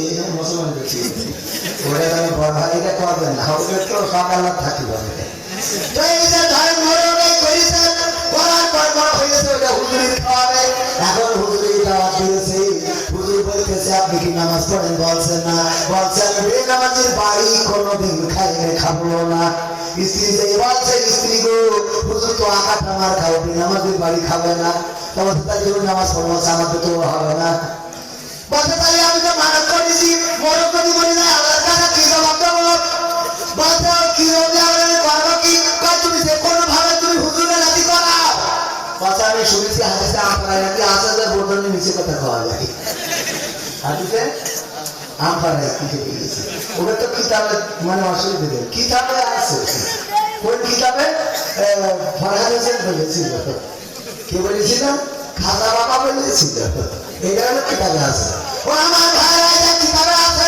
কবি বিন সাওয়াদ বলেছিল এটা হলো কিতাবের নাম কিতাবে আছে পেয়ে পেয়েছি যে বলতো মিথ্যে বলা যাবে অসুবিধা নেই আমি আব্দুল্লাহ তারপর হুজুর বলবারে দুদিন পরে হুজুর বলছে হুজুর আমি নামাজ পড়া ধরেছি এবার দাওয়াত খাবেন বলছে তাহলে ঠিক আছে যাবানে হুজুর এসেছে ভাত নিয়ে বসা বসতে মুরগির মোড়কে বস দুই বাটিতে খুব সুন্দর এবার স্বামীকে ওই পুরুষকে বলতেছে বলো ফজরের নামাজ কয় রাকাত বলছে হুজুর খাওয়ার সময় কথা করতে খাওয়ার সময় বলছে এই তো আমি বলবো তুই বলিস ঠিক আছে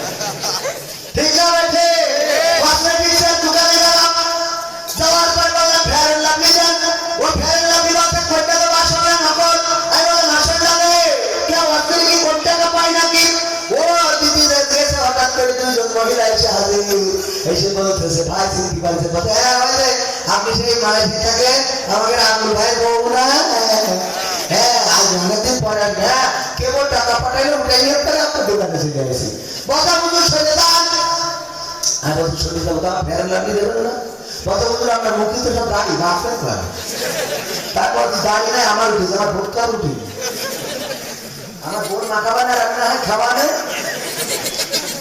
আমি দেখেও দেখি যত বেশি পরিষ্কার হয় না বিয়ের আগে খুব ডাক্তার যে ভালো জায়গাটা বিয়ে রাখে বিয়ের পরে ফেরালাম আমি মাথায় রাখতে দিয়েছি তার যা হওয়াটা হয়েই গেছে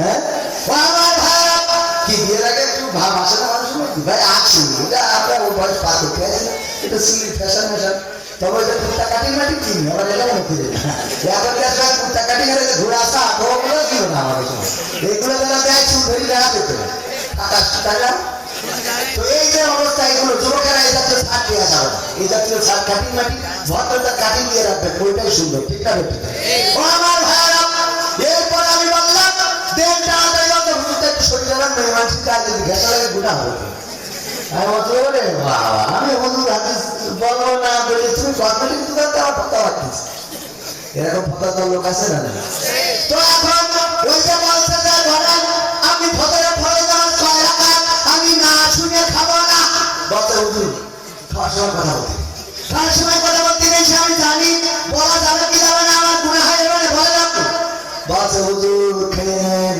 খাওয়ার শেষে রাস্তায় বলে দেবো শুনে চলে যাবেন স্ত্রী রান্না করতে ইশারায় করতেছে বলো 2 টাকা 2 টাকা রান্না করতে দেখা যাচ্ছে নকল বলছে হুজুর খাইলেন হুজুর খাওয়া যাচ্ছে ভাই বলছে 2 টাকা বলছে হুজুর বলাই কি লাগবে হ্যাঁ বলা লাগবে হুজুর ফজরের ফরজ নামাজ হলো 4 টাকা হুজুর গা রেখে উঠেছে ছাতা ফজরের ফরজ নামাজ হলো আমার সাথে মিথ্যে কথা উঠি যে হাজার স্ত্রী রান্নার হাতে সাপ বেশি আছে এই মরক আমার এই মানবের গোস্ত হুজুরের খাওয়ানো লাগবে না হলে আমি আমার কাছে দায়িত্ব এই এখন খাবে নাকি তুমি করলে কি আমি তোমার রান্না করতে যাবে আপনার কাছে এটা দেখে বললে না কথা এই জন্য তো আল্লাহ তোর বউ করে দিয়ে গেছে এই আমি তো হুজুরের 4 টাকা করে রাখতে পারবি 2 টাকা করে খাইতো তোমার ভাই বলতো আমার আমি তো 2 টাকা বাড়াই গেছি তাই খাইছিল না 2 টাকা বললে থাকে কিভাবে বেঁচে থেকে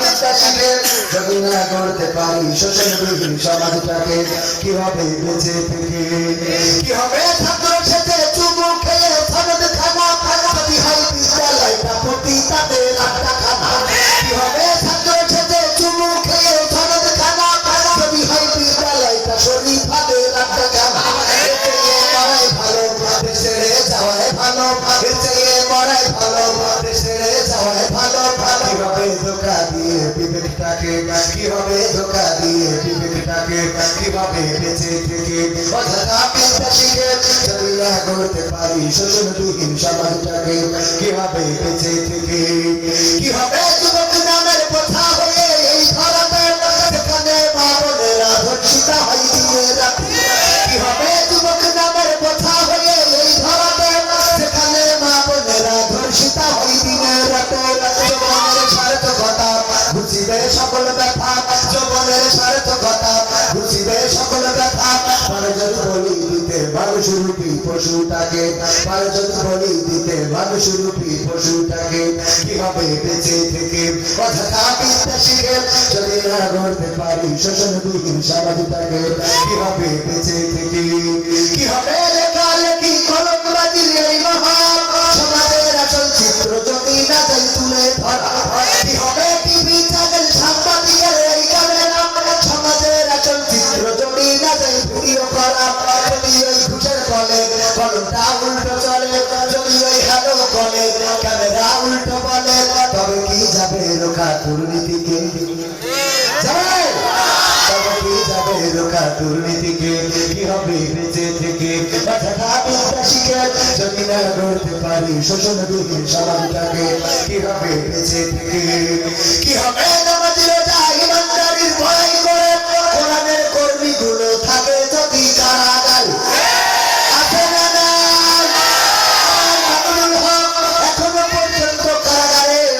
হাজিরা দিতে দিতে ক্লান্ত শ্রান্ত। আর আমার পরিমধুর আমার পরিমণিরা আপনাদের পরিমণি যখন জেলখানায় যায় ওখান থেকে বের হয় হাতে থাকে মেহেদির নাম। অবস্থা খুব খারাপ। কয়েকদিন আগে পত্রিকায় দেখলাম এক মাদক মামলার আসামি সে মাদক মামলায় হাজিরা দিতে এসে আবার পুলিশের মোটরসাইকেল চুরি করে নিয়ে বাড়ি চলে গেছে। ছোট্ট নাগরিক ভাবেন কি পরীক্ষা এর মতো ব্রিলিয়ান আর আছে। এক মামলায় হাজিরা দিতে আরেকটা দিয়ে আল্লাহ রে এই জাতীয় মানুষেরা যায় আবার মুক্তি পায়। মুক্তি শুধু পায় না, ডাইরেক্ট মোটরসাইকেল পুলিশের চালিয়ে চুরি করে পালিয়ে তাহলে পাঠাটা দেখে বুকির পাঠা আছে না নাই। অথচ আমি মাঝে মাঝে প্রায় বলি বর্তমান বর্ডারের কাছে তাদের বাড়ি তারা বলতেন মিস্টার বল্টু মিয়া ও সাইকেলে করে আধা বস্তা বালু নিয়ে এসেছে। বলতেছে বল্টু তোর সাইকেলে কি করে কি পাচার করছিস? বলছে স্যার বালু স্যার। বালু কি বাংলাদেশে নেই? ভারত থেকে কেন পাচার করা লাগবে? বলছে স্যার চেক করে দেখেন বালু স্যার। খুলে দেখে সত্যি না বালুর কাছে যা ছেড়ে দিলাম। পরে দ্বিতীয় দিন আবার সাইকেলে করে এক অবস্থা বালু। হ্যাঁ বল্টু দাঁড়া, সাইকেলে করে তুই বস্তা করে কি পাচার করছিস? স্যার বালু স্যার। তাই প্রতিদিন বালু কাছে ঘটনা চেক করে দেখে সত্যি বালু ছেড়ে দিয়েছে। এরপরে আবার পরে তৃতীয় দিন তৃতীয়তম দিনে দেখে সাইকেলে করে নিয়ে আসছে। সাইকেল করে কি পাচার করছিস? স্যার বালু স্যার। এই বালু প্রতিদিন বালু ঢাকায় পাঠাও, তারপরে চেক করা হয়েছে এই বালু নাকি অন্য কিছু। ঢাকায় পাঠালো, চেক করা হয়ে গেল। চেক করার পরে দেখেন না বালু ছাড়া কিছু নেই। বল্টুর সাথে মোরালি কাঠির বাজারে দেখা। বল্টু বলতেছে বল্টু তুই একটু আল্লাহর কিনে করে আজকে কর, তুই প্রতিদিন সাইকেলে করে আধা বস্তা বালু কেন পাচার করিস? বালু কি বাংলাদেশে নেই যে তোর ভারতকে পাচার করতে হবে এত কষ্ট করি? বলছে স্যার সত্যি বলবো নাকি? বলছে তুই সত্যি করি তোর মা বাবা তুই হাই দিয়ে বলছে আল্লাহ কসম দিয়ে বলছি। বলছে স্যার গো আমি আসলে সাইকেলে করে বালু পাচার করি না, আমি ডাইরেক্ট ওই সাইকেলটা পাচার করি। কি পাচার করে? ওই সাইকেল পাচার করার পরে বলেছে কারণ কি আমাদের অবস্থা তাই। কত বড় বড় আসামি, কত খুনি, কত বাটপার, কত সিটার, কত পকেটমার, কত পরিচয় পার্টি, কত সর্বহারা পার্টি সবাই বাংলাদেশটারে কলুষিত করে রেখেছে। আর আমার আরে আমার পকেটে তাসবিহটা কয়টা দানা আছে আর মেসওয়াকটা কয় হাত লম্বা এইটা খুঁজে দেখা হয়।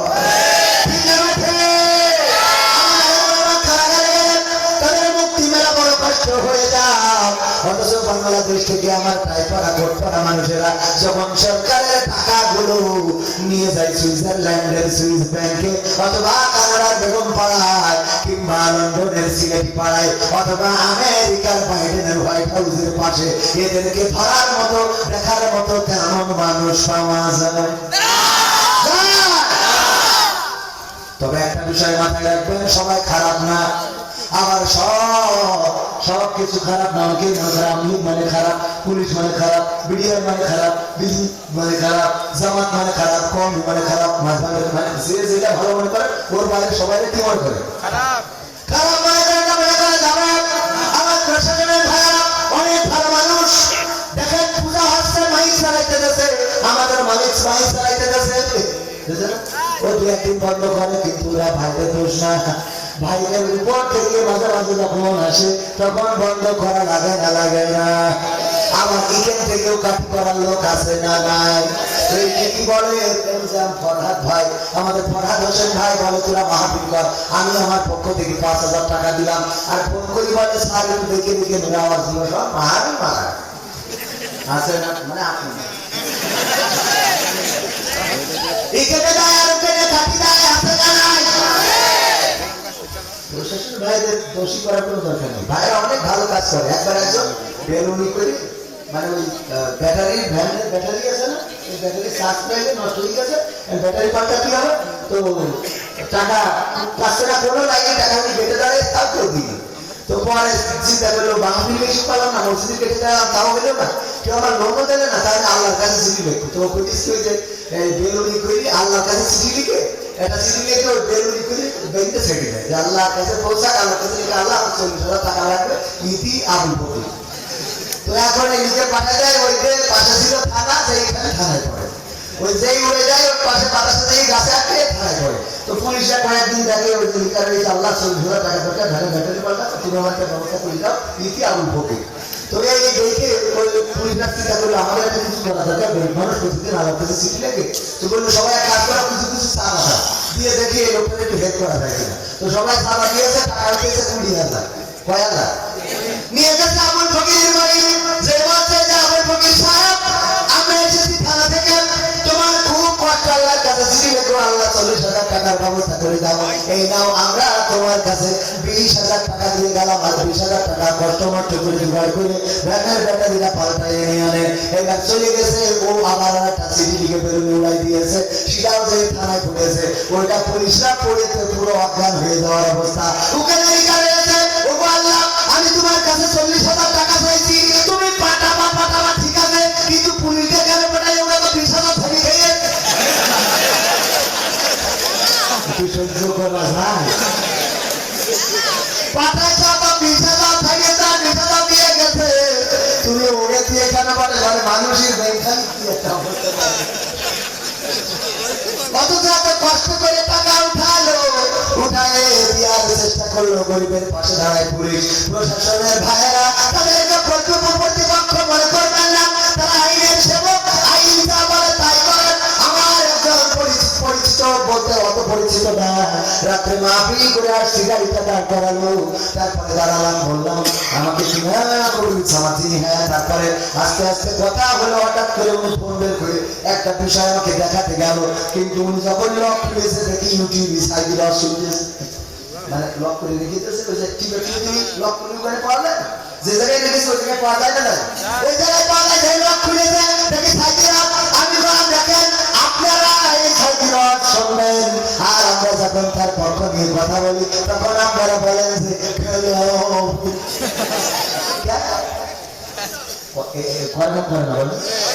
মনে মনে গোপনে রাত্রে অন্ধকারে আবু জাহেল, আবু লাহাব, তারা কোরআন শুনতে, আল্লাহ রাসূল যখন কোরআন পড়তে লাগে, কত সুন্দর সুরের বাণী। এই সুর, আমার তো কণ্ঠ ভালো না, আমার তেলাওয়াত ভালো না। এই বছরও আমি কম মাদ্রাসায় রমজানে থাকবো 10 দিন। কয়দিন কম মাদ্রাসায়? আপনারা, আমি কিন্তু কম বিরোধী। অনেকেই মনে করে হুজুর মনে হয় আলিয়া হুজুর, কম বিরোধী না আলিয়া হুজুর, আবার কলেজে পড়েছি, আবার কম মাদ্রাসায়। হ্যাঁ, এখন 10 দিন বসে 10 দিন চিল্লা দেবো, কারণ আমার তেলাওয়াতের টাক ঝামেলা হয়, অসুবিধা করতে অসুবিধা নেই, ভুল হয় তখন এই জন্য ঠিক করতে হবে আগে। প্রশ্ন আসতে পারলে হবে না, শিকার দরকার আছে না? শিকার কোনো বয়স আছে? দুর্বলতা স্বীকার করলে কোনো অসুবিধা আছে? দুর্বলতা স্বীকার করলে, কিন্তু আমাদের দেশের মানুষের ট্রলের রাজধানী। কে রাজধানী? ট্রলের রাজধানী। কেউ যদি সরলভাবে কিছু প্রকাশ করে ওইখানে ট্রল করবে, দেখো নিজে মুখী বলছিল, সে কিছু জানে না। তো জানি না তো, আর আমার থেকে বড় জানওয়ালা কে? আল্লাহ থেকে আমরা বেশি জানি না? জানি, আমি অনেকের থেকেই কম জানি। এটা বলতে কোনো অসুবিধা নেই, কারণ জানি কম, বেশি বলে আমাদের কোনো, বেশি বললে হয়েছে ওই ইমামের মতো হবে। এক ইমাম একজন জুতা গাইতে বাজার থেকে বাজার করতে, মাঝে বিরক্ত ইমাম নেই, মানে আজ ইমাম কাছে ছুটি পাইছে, কাছে হয় না ঠিক মতো, তো ছুটি গেছে।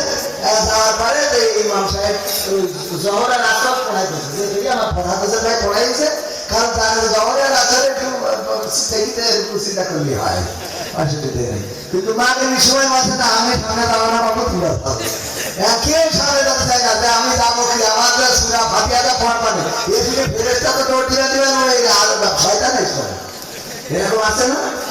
আমি বলছি সুরা ফাটিয়া পড়াইলেন, বাস আলহামদুলিল্লাহ সেদিন মালিক কন্তে করে নিয়ে গিয়ে লাগাই দিলে আমি হিসিতে ভালাম। তো এই হলো অবস্থা। এখন বছরটা চলে বুঝি দেখি মোড়ালিকাটি বাজারে বা কলকাতার বাজারে যাই, দেখে যে একজন হুজুর পাঠাই দেওয়া বাজার বিক্রি অত হুজুর একটু আসেন, একটু আলাদা পড়াই দেন হুজুর। তা বলছে ভাই আমি পারি না, আমার নিয়ে হবে না। তো বলছে না, আমার যারা পারে তারা আসেন, বাকি রক্ত চলে যাচ্ছে, সেই দিন দাঁড়াইছিলাম, কেউ আসছে না, একটু আসে জোর করে নিয়ে সামনে দাঁড় করাই দিয়েছে। ও প্রথম দেখাতে সুরা ফাতিহার সাথে সুরা ইখলাস পড়িয়ে চিন্তায় দিয়ে বলছে আল্লাহ সারা জীবনে যা মুখস্থ করেছি তাদের এক রাখাতে কেস করা ছিল, দ্বিতীয় রাখাতে করবো। তো আস্তে আস্তে একা একা উঠিয়ে, ওই সময় মসজিদ ছিল চাষের বেড়া, খেজুর পাতা দিয়ে উঠি করা হতো, তো এক পাশে দেখে একটু ফাঁকা আছে, ও উঠি পাতা পেতে চলে গেছে। আর এরা তো চিন্তায় পড়ে আছে, মনে করছে আল্লাহ কত বড় আল্লাহ মোবাইলে যে আজকে নিয়ে আসতে আসতে পৌঁছলাম পারতে কিন্তু কিছু তো ডিজিটাল মুসাল্লি থাকে না, টিকটক মুসাল্লি। পিছনে একজন উঠি বলছে তাদের পড়ে আসছে ইমামই তো নেই, তো সবাই উঠি করে গেলে ইমাম নেই মানে পরে দেখে না সত্যি ইমাম নেই, কয়েক আসে নামাজ পড়ো, তারপরে নামাজ শেষে ইমামের পূজা হবে। নামাজ শেষে এই জায়গায় মেসোহাটে মাছ নিতে হবে উঠে রাখি। এই আপনি বললেন কি করেছি, কি করেছি মানে আপনি কিছু করেননি। আমার এখানে কি জায়গায় আপনি আমি যদি আজকে সারাটা না উঠতে তো আজকে সকালে এই যেতে তো সকাল না বললাম না যে আমি পারি না, পারে না এটা আপনি কি আপনি পারেন না এটা আমাকে সিজাতে তুলে দেওয়ার না, আপনি পারেন না ভালো কথা, সিজাতে তুলে দিয়ে এসে সামনে আসলে তো আমরা বুঝতে আপনি চলে গেছেন, এখন আমরা ডাক্তারটা করি, কিন্তু আপনি তো তা পারেননি। আর এত বড় দুপা খাই দেন আপনার ভাই রে, আসলে এই কথাটা দিয়ে শুনেছি রাস্তা বউ কাপড় খাইছে শুকাচ্ছে না, আমার ভাই বাবা থেকে খাই আজকে ভাই জামাটা খাইছে খাইছে, আর আমার দেরি সামনে মনে গেছে তো আমার দিয়ে হয়, তো আমার অবস্থা ঠিক ওই ওই ওই হুজুরির মতো। এই ধরিয়ে চেয়ারে বসাইছে, আমি যে বেড়া খুঁজি যে কমতে উঠতে হবো, আর বেশি সময় বাকি নেই, আর 20 মিনিটের মধ্যে বেড়া খুঁজে পার হয়ে যাবো ইনশাআল্লাহ। কালকে মাহফিল হলো পঞ্চগড়, কি গড় পঞ্চগড়, এই রাত্রি আপডেট পাবে দেখি কি হবে, তা না হলে কালকে যে পৌঁছতে পারবো না। তো এই জন্যে আমার বলছিল যে হুজুর আপনার যদি প্রধান দপ্তর পরে উঠায় তাহলে কি আপনি অখুশি হবেন, বলে অখুশি তো অখুশি, কথাই তো বলবো না, কেন আমি দ্বিতীয় বক্তা, আমার ভাড়া করেছে দ্বিতীয় বক্তা, আমি প্রধান দপ্তর কাজ করবো না, এই সাড়ে দামে সর্বচালিত হবে না, হবে বা টিকিট করেছেন আপনি নর্মালে এসি খুঁজতেছেন হবে, হ্যাঁ এই জন্য আমি দ্বিতীয় বক্তা সেকেন্ড বক্তা রাজ করেছিল, প্রধান বক্তা এসে কুপান দেবে লাস্টে, থাকবেন তো ইনশাআল্লাহ, থাকা যাবে ইনশাআল্লাহ। তাই গানটা গায়ে আর কি লাগে, কি হবে বেঁচে থেকে কি হবে নামাজিরা ইমানদারির ভয় করে কোরআনের কর্মী গুলো থাকে যদি কারাগারে, কি হবে নামাজিরা ইমানদারির ভয় করে কোরআনের খাদের যারা তারা যদি থাকে কারাগারে, মসজিদের কোণে বসে জিকির যত করো বসে, মসজিদের কোণে বসে তাসবিহ যত টানো ঠেসে, এভাবে যাই না পাওয়া আল্লাহকে,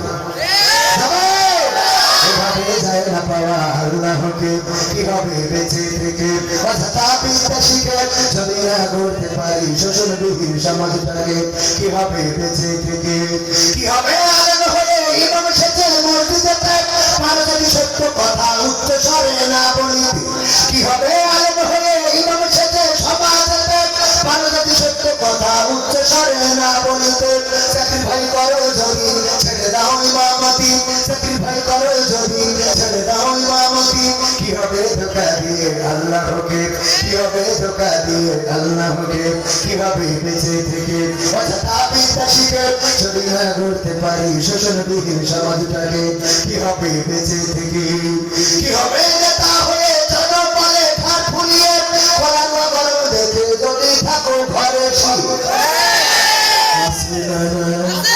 কি হবে নেতা হয়ে জনবলে ঘাট ফুলিয়ে রাজপথ গরম দেখে যদি থাকো ঘরে ছুঁয়ে, এতে সেজে বুঝে বিলেনের সঠিক পদে, এতে সেজে বুঝে বিলেনের সঠিক পদে, দিয়ে দাও অভিনয়ের জীবনটাকে, দিয়ে দাও অভিনয়ের জীবনটাকে, কি হবে বেঁচে থেকে অযথা বিদ্যা শিখে যদি না করতে পারি শোষণবিহীন সমাজটাকে, কি হবে বেঁচে থেকে, কি হবে আকাশ ছোঁয়া বিলাসবহুল বাড়ি গাড়ি না খেয়ে কত মানুষ বড় পারে দিচ্ছে পারি, কি হবে আকাশ ছোঁয়া বিলাসবহুল বাড়ি গাড়ি না খেয়ে কত মানুষ বড় পারে দিচ্ছে পারি, আগাই আসবে যাবে মাটিতেই পড়ে রবে, আগাই আসবে যাবে মাটিতেই পড়ে রবে, কোনো কাজে লাগবে না ওই প্রাসাদটাকে, কোনো কাজে লাগবে না ওই প্রাসাদটাকে, কিভাবে বেঁচে থেকে অযথা বিদ্যা শিখে যদি না করতে পারি শোষণবিহীন সমাজটাকে, কিভাবে বেঁচে থেকে সেই শোষণমুক্ত সমাজ যদি করতে হয় কোরআনের কোনো বিকল্প কি আছে, এই কোরআনের কোনো বিকল্প নাই। সুতরাং ও আমার যুবকেরা, তরুণেরা, কিশোরেরা, ও আমার বৃদ্ধরা, ও আমার মায়েরা, ও আমার ভাইয়েরা, ও বোনেরা, সবাইকে এতটুকু বলতে চাই, এই কোরআনের কাছে যদি আসেন, কোরআনের আঙ্গিকে যদি নিজের করেন, কোরআনের আঙ্গিকে যদি নিজেকে গঠন করে নেন, আল্লাহ রাব্বুল আলামিনের পথে যদি নিজেকে পরিচালিত করেন, তাহলে আজ হোক কাল হোক এই সমাজের পরিবর্তন আসবে না, আসবে না। কিন্তু সমাজের পরিবর্তন চান, কোরআনের আঙ্গিকে রাসূলের সুন্নাহর আলোকে জীবন গড়লেন না, তাহলে কি পরিবর্তন আসবে নাকি? না, আসবে না। সুতরাং কোরআনের দরকার, আল্লাহ রাসূলের সুন্নাহর দরকার। আল্লাহ রাসূলের সুন্নাহকে গুরুত্ব দেবেন। এই জন্য আমি যুবকদেরকে বলি, ও আমার যুবকেরা, আমার কয়েকটা কাজ করে দিবা। তার মধ্যে 1 নম্বর হলো আজকের যুব কমিটি, আমার যুব কমিটিদের প্রতি অনুরোধ, 1 নম্বর কাজ হলো আযান হয়ে যাবে, মসজিদে চলে যেতে হবে। 1 নম্বর কাজ কি? আযান হবে, মসজিদে যাবে, নামাজ। আল্লাহ রাসূল ইন্তেকালের সময় সর্বশেষ যে কথাটা বলেছেন সেটা বলেছেন সালাত, নামাজ, নামাজ। তোমরা নামাজ ছেড়ো না। আল্লাহ নবী নামাজকে এত গুরুত্ব দিলেন, ইন্তেকালের সময় বললেন, ও আমার যুবকেরা, ও আমার তরুণেরা, সেই নামাজ ছেড়ে দিয়েছো, মসজিদে পাওয়া যায় না। যুবকেরা, মসজিদে যেতে হবে। 1 নম্বর কাজ। এই মাহফিল দিয়ে কোনো ফায়দা নাই, এই মাহফিল কোনো ফায়দা নাই বলতে না, মাহফিল দিয়ে যদি নামাজ না পড়ে তাহলে কোনো ফায়দা হবে? আপনি মাহফিল দিলেন, মাহফিল করলাম, নামাজ পড়ি না, কোনো লাভ আছে নাকি? না, লাভ নাই। সুতরাং নামাজি হতে হবে 1 নম্বর কথা। 2 নম্বর কথা হলো দাড়িটারে শেভ না করে সেভ করতে হবে। কি? দাড়িটা সংরক্ষণ করতে হবে, মুখে রাখতে হবে। দাড়িটা রাখবেন রাসূলের সুন্নাত একটা মাত্র আপনার সাথে কবরে যাবে, একটাও কবরে যাবে না, সেটা হলো এই দাড়ি, রাসূলের সুন্নাত। এই দাড়িটা রাখবেন, দাড়িটা আছে সেটা যাবে না, দাড়িটা সুন্দর করে রেখে দেবেন। তারপরে 3 নম্বর কাজ হলো টাকনুর উপরে কাপড় পরবি। টাকনুর উপরে যত বড় টাইট প্যান্ট হয় পরেন, পিছন পিছন লেগে যাবে, ড্রাইভে লেগে যায়, আমার তো ইসলাম, কিন্তু টাকনুর উপরে পরতে হবে। ঠিক আছে তো? আপনি টাইট প্যান্ট পরলেও হয়তো অসুবিধা নেই, হয়তো রুকুসিজ করতে গেলে পাশা হয়ে যায়, তাও আল্লাহ মাফ করলে করতে পারে। কিন্তু আপনি যদি টাকনুর নিচে কাপড় পরেন অহংকার বশত, আল্লাহ নবী সাল্লাল্লাহু আলাইহি সাল্লাম বলেছেন ওই অংশটুকু জাহান্নামে চলে যাবে, বলে নাউযুবিল্লাহ। আসলে ওই অংশটুকু তো আর কেটে জাহান্নামে দেওয়া হবে না, কেটে দেওয়া হবে? তার মানে ওখানে ডাইরেক্ট যাওয়া লাগবে না, লাগবে না। টাকনুর উপরে কাপড় পরবেন।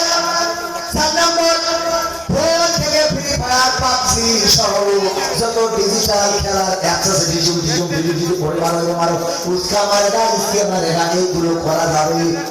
ডাইরেক্ট আনইনস্টল, ডাইরেক্ট কি করা যাবে? আনইনস্টল করতে হবে।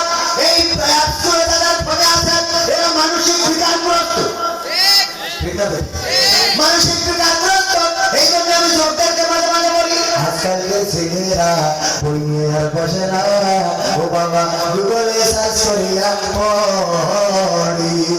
ওরে কালের মেয়েরা কোরআন হাদিস ধরে না, আমার এখনকার কলিযুগের মা বোনেরা কোরআন হাদিস পড়ে না, আল্লাহ টিকটকে ভিডিও ওরা করে, করে না, করে না, করে মানে কি? গন্থালিতে থাকলাম, একটা টিকটক বানানোর জন্য টেবিল বানিয়েছেন, আর সেই টেবিলের উপরে মেয়েটা দাঁড়ায় আর ডান্স দিতে থাকে, আর ফোন লাগানোর ব্যবস্থা করেছে, মোটর চালাই দিয়েছে, ফোন চালিয়ে দিতে করে, আর ও তাকে নাকি দিনটা করে করে নিজের কোনে কোন সাইজ ওইগুলো দেখাই যায়।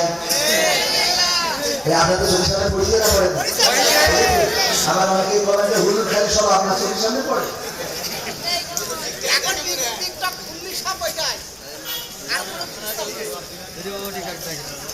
আমার একজন ভাই ইমরান, আপনার সাথে আল্লাহ মাসাইদিকে নিয়ে একটা গজল বলবো, মানে উনি বলবে, তো উনি বলবে আমার সাথে না বললেও হবে, আমি ছেড়ে দেওয়ার পরে তারপর বলি ইনশাআল্লাহ।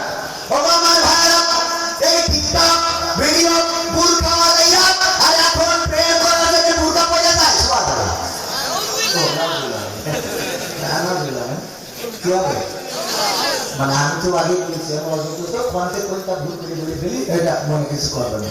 ও আমার ভাইরা, ও আমার মায়েরা, ও আমার বোনেরা, মেয়ে ভাই কোথায়? শুক্রবারেও বোরকা পরে খুব সেদিন লিপস্টিক লাগাই, আলকাতরা পরে, তারপরে পুরো আলতা পরে, তারপরে সুন্দর করে যাচ্ছে, আর মা জিজ্ঞেস করে কোথায় যাও? আম্মা কছি না, ও মা কছি, শুক্রবার কছি, শুক্রবার উপাসী, আমফান হয়ে উপাসী, সুনামি হয়ে উপাসী, করোনা হয়ে উপাসী, পৃথিবীর সব বন্ধ, কিন্তু পশ্চিম বন্ধ করতে পারল না। কত বড় লেখাপড়াওয়ালা, ওরে বাবা এত বড় শিক্ষিত, আমার পাশের বাড়ি থেকে জিজ্ঞেস করে, বাবু তোর মা একটু পছন্দ চায় না, আল্লাহ শুক্রবার আল্লাহ তোর মেয়ে এত শিক্ষিত না, তোর মেয়ে মানুষ হবে না, আমার মেয়ে শুক্রবার কমাই করে না, কতি কতি কতি রাত্রি হয়, রাত্রি বাড়ি আছে। আরে আমার মেয়ে কত ট্যালেন্ট, কত পড়াচ্ছে মনোযোগী, হঠাৎ করে 3 দিন ধরে খুঁজে পাওয়া যাচ্ছে না। বাবু বাবু আমি বাড়ি বাড়ি আসি, বাড়ি বাজার নাই, বাড়ি আসি ছুটি কি বাড়ি এখন বাড়ির কথা আসতে কত করে বেড়াচ্ছে, কি করে বেড়াচ্ছে বাবু, কতি করে বেড়াচ্ছে প্রবাসীরা নিয়ে কত কত কত না করে প্রাণের সাথে যারা দ্বন্দ্ব কিন্তু অনেকেই বলে যে হুজুর একটু ওয়াজ শোনান, গতকাল কেউ বাজাতেছে না ফিরে, মানে মেন কথা হলো একটু কথা গাড়ি থেকে বাইকারি বাধা দেওয়ার মতো আল্লাহ বলি আছে রানায়, পুরা মুখের ফুৎকার দিয়ে আল্লাহ বলছে ইউরিদুন আলিয়ুতফিউ নূরাল্লাহি বিআফওয়াহিহিম ওয়াল্লাহু মুতিম্মু নূরিহি ওয়ালাউ কারিহাল কাফিরুন। ওরা চাই মুখের ফুৎকার দিয়ে কোরআনের আলোকে দ্বীনের আলোকে নির্বাপিত করে দেবে, কিন্তু আমার আল্লাহ চান কোরআনের আলোকে প্রজ্বলিত করে রাখবে, যতই ওদের কলিজার মধ্যে যারা পোড়া হবে না কেন। বললাম সত্যি বললে অসল কোনো অসুবিধা নাই, যদি বলেন সুবিধা 2 ঘন্টা আমার এই যে বই আছে, এই বইয়ের মধ্যে 101টা গান আছে, সারা রাত গাইলেও শেষ হবে, সারা রাত গাইলেও শেষ হবে না। আমার যদি বলেন হুজুর নাটক করেন তাও করতে পারবো, যদি বলেন এই হানো বলেন তাও বলতে পারবো, যদি বলেন খেলা হবে বলেন তাও বলতে পারবো, যদি বলেন ভাষণ দেন তাও বলতে পারবো। এলেন কোন কিন্তু এসব কন্ট্রোল আছে না নাই, আল্লাহ একটা কোয়ালিটি দেয় না, আমার ভুল হয় ক্ষমা